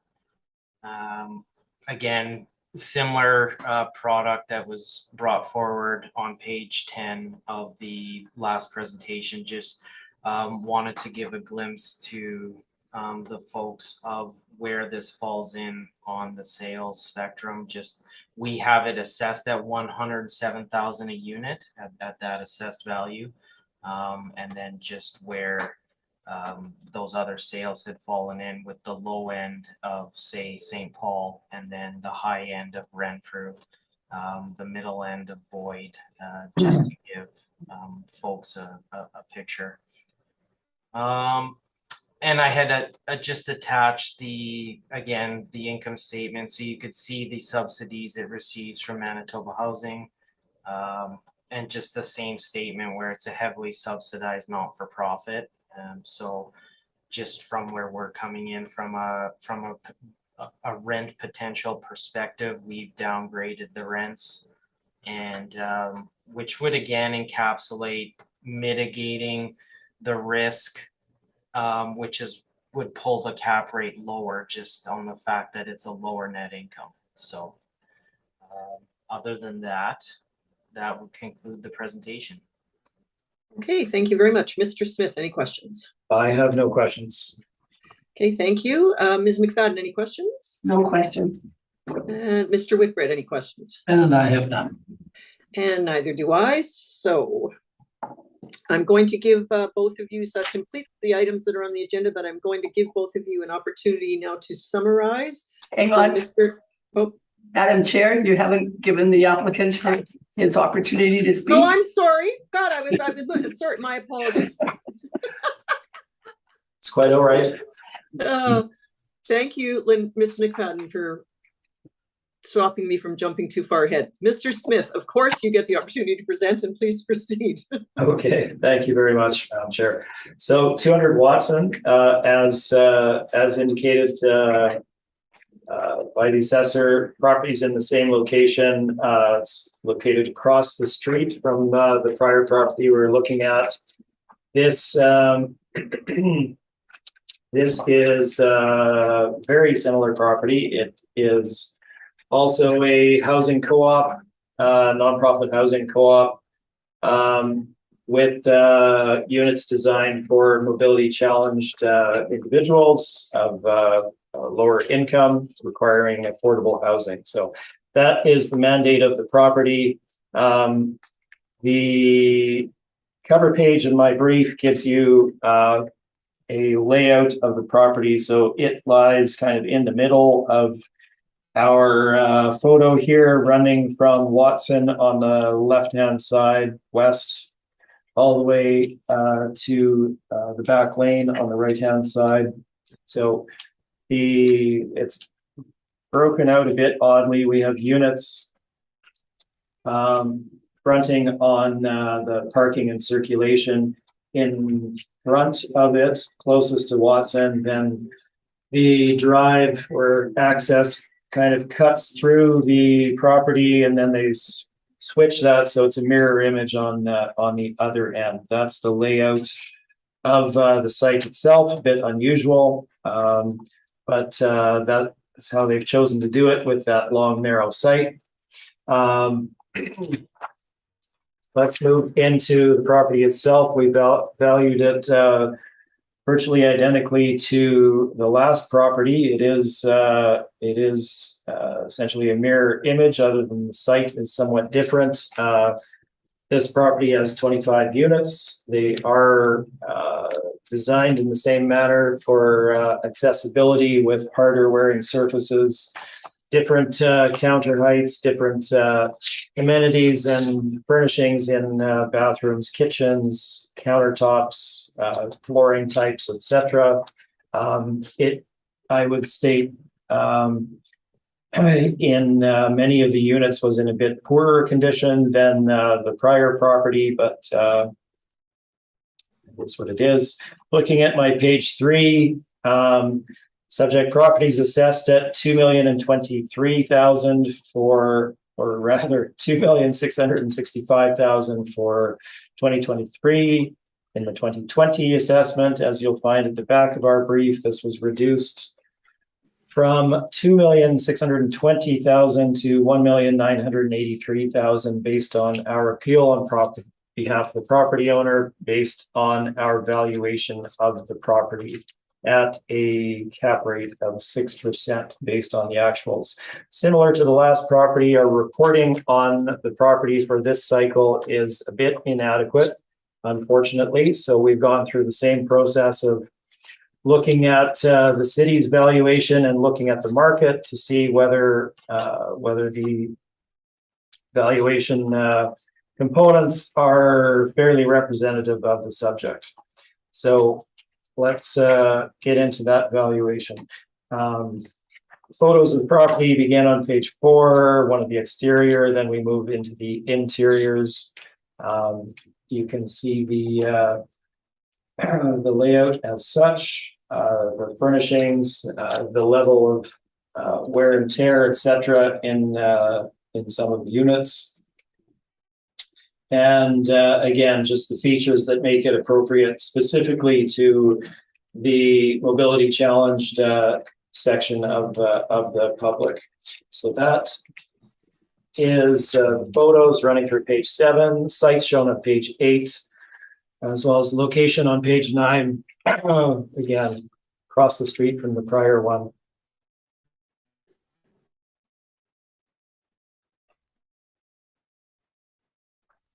The valuation, I'm not going to drag this out. We have looked at how the city has valued this, also looked at it in comparison to the adjacent property that we just dealt with. We feel the rent level is certainly applicable for the subject property, and that the expense level is also closely mirrors that property, as well as our experience with both this property as well as 151 Watson in the prior cycle in terms of valuation. So in looking at it, looking back to our 2020 valuation of this property, the rental income was marginally higher than what the city is projecting for this cycle. The expenses stabilized on a 3-year history with adequate detail on all components was significantly higher at $161,558 versus the $139,399. But our resulting net operating income for the last cycle was $119,006 stabilized versus the $121,258 for the 2023 assessment based on the city's modeling. So in this case, as with the prior property, we feel that they have looked at the overall levels, and the NOI essentially is coming in at where it should. So whether we have the background details on the expenses and the income in order to break it out to effectively do 3-year studies, etc., we feel that the resulting NOI is appropriate based on our past look and our look at the market. So we are in agreement on the NOI. I won't run through our discussion on cap rate again. We've applied a 5.5% cap to our NOI, which gives us a final market value of $2,205,000. And just a quick point, again, with regard to purchasers paying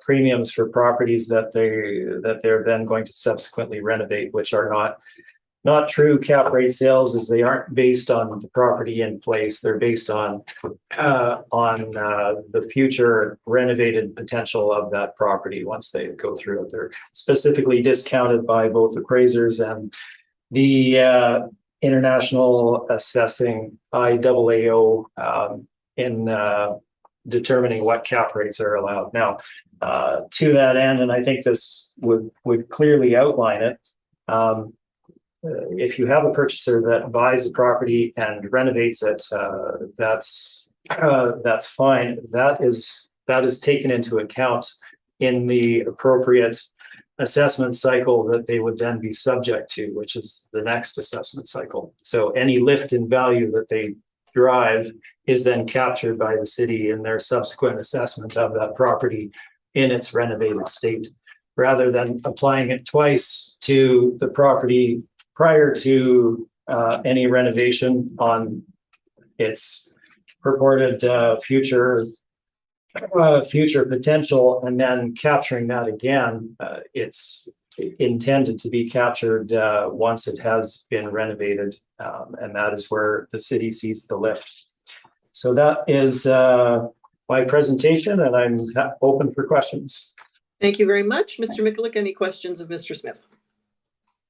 No, just like clarification, what did you say about the city not intending to capture the renovations at the end there? You had talked about it's not applied to this cycle. No, what I was saying is, so you had mentioned in the last property that we were dealing with, 151 Watts, okay. Discussion about do investors look at properties that they can renovate and then increase their return at differently and apply lower cap rates. So we went through that whole discussion, and what I was indicating here is that those aren't true cap rates, but more so that lift in value once the property is renovated is then captured by the city in the appropriate assessment cycle. So we don't look at properties as they sit today and apply their potential future value based on renovation and then capture it again once those properties are renovated for sale. Upon sale, rather, not for sale. Like, are you aware of that they are using these renovation sales for appraisals? You're looking at two very different valuation models and bases there. You're looking at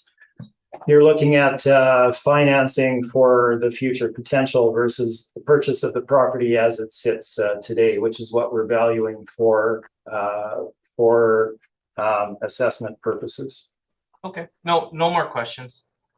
Thank you. Okay, thank you. Ms. McFadden, any questions? I have no question, thank you. Mr. Whitbread, any questions? I have none, thank you. And I have none. And now we have completed all the items on the agenda for the day. So I'm going to give each of you an opportunity to summarize, since these properties were all somewhat similar in nature. So Mr. Mikulik, anything you'd like to summarize before we adjourn?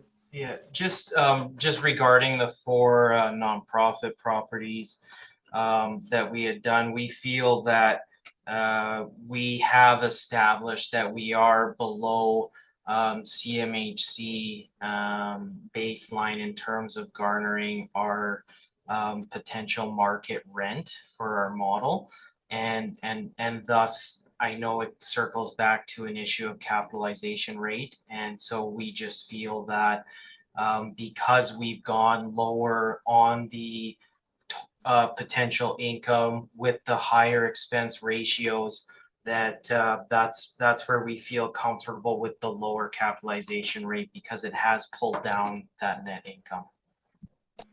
Okay, thank you very much. Mr. Smith, any summary you'd like to provide? No, that's fine. Thank you. Okay, thank you very much. So we've heard all of the items on today's agenda. So this hearing is now adjourned, and I thank everybody very much. Thank you. Thank you. Thank you, Trevor. Thank you, everyone, for your patience.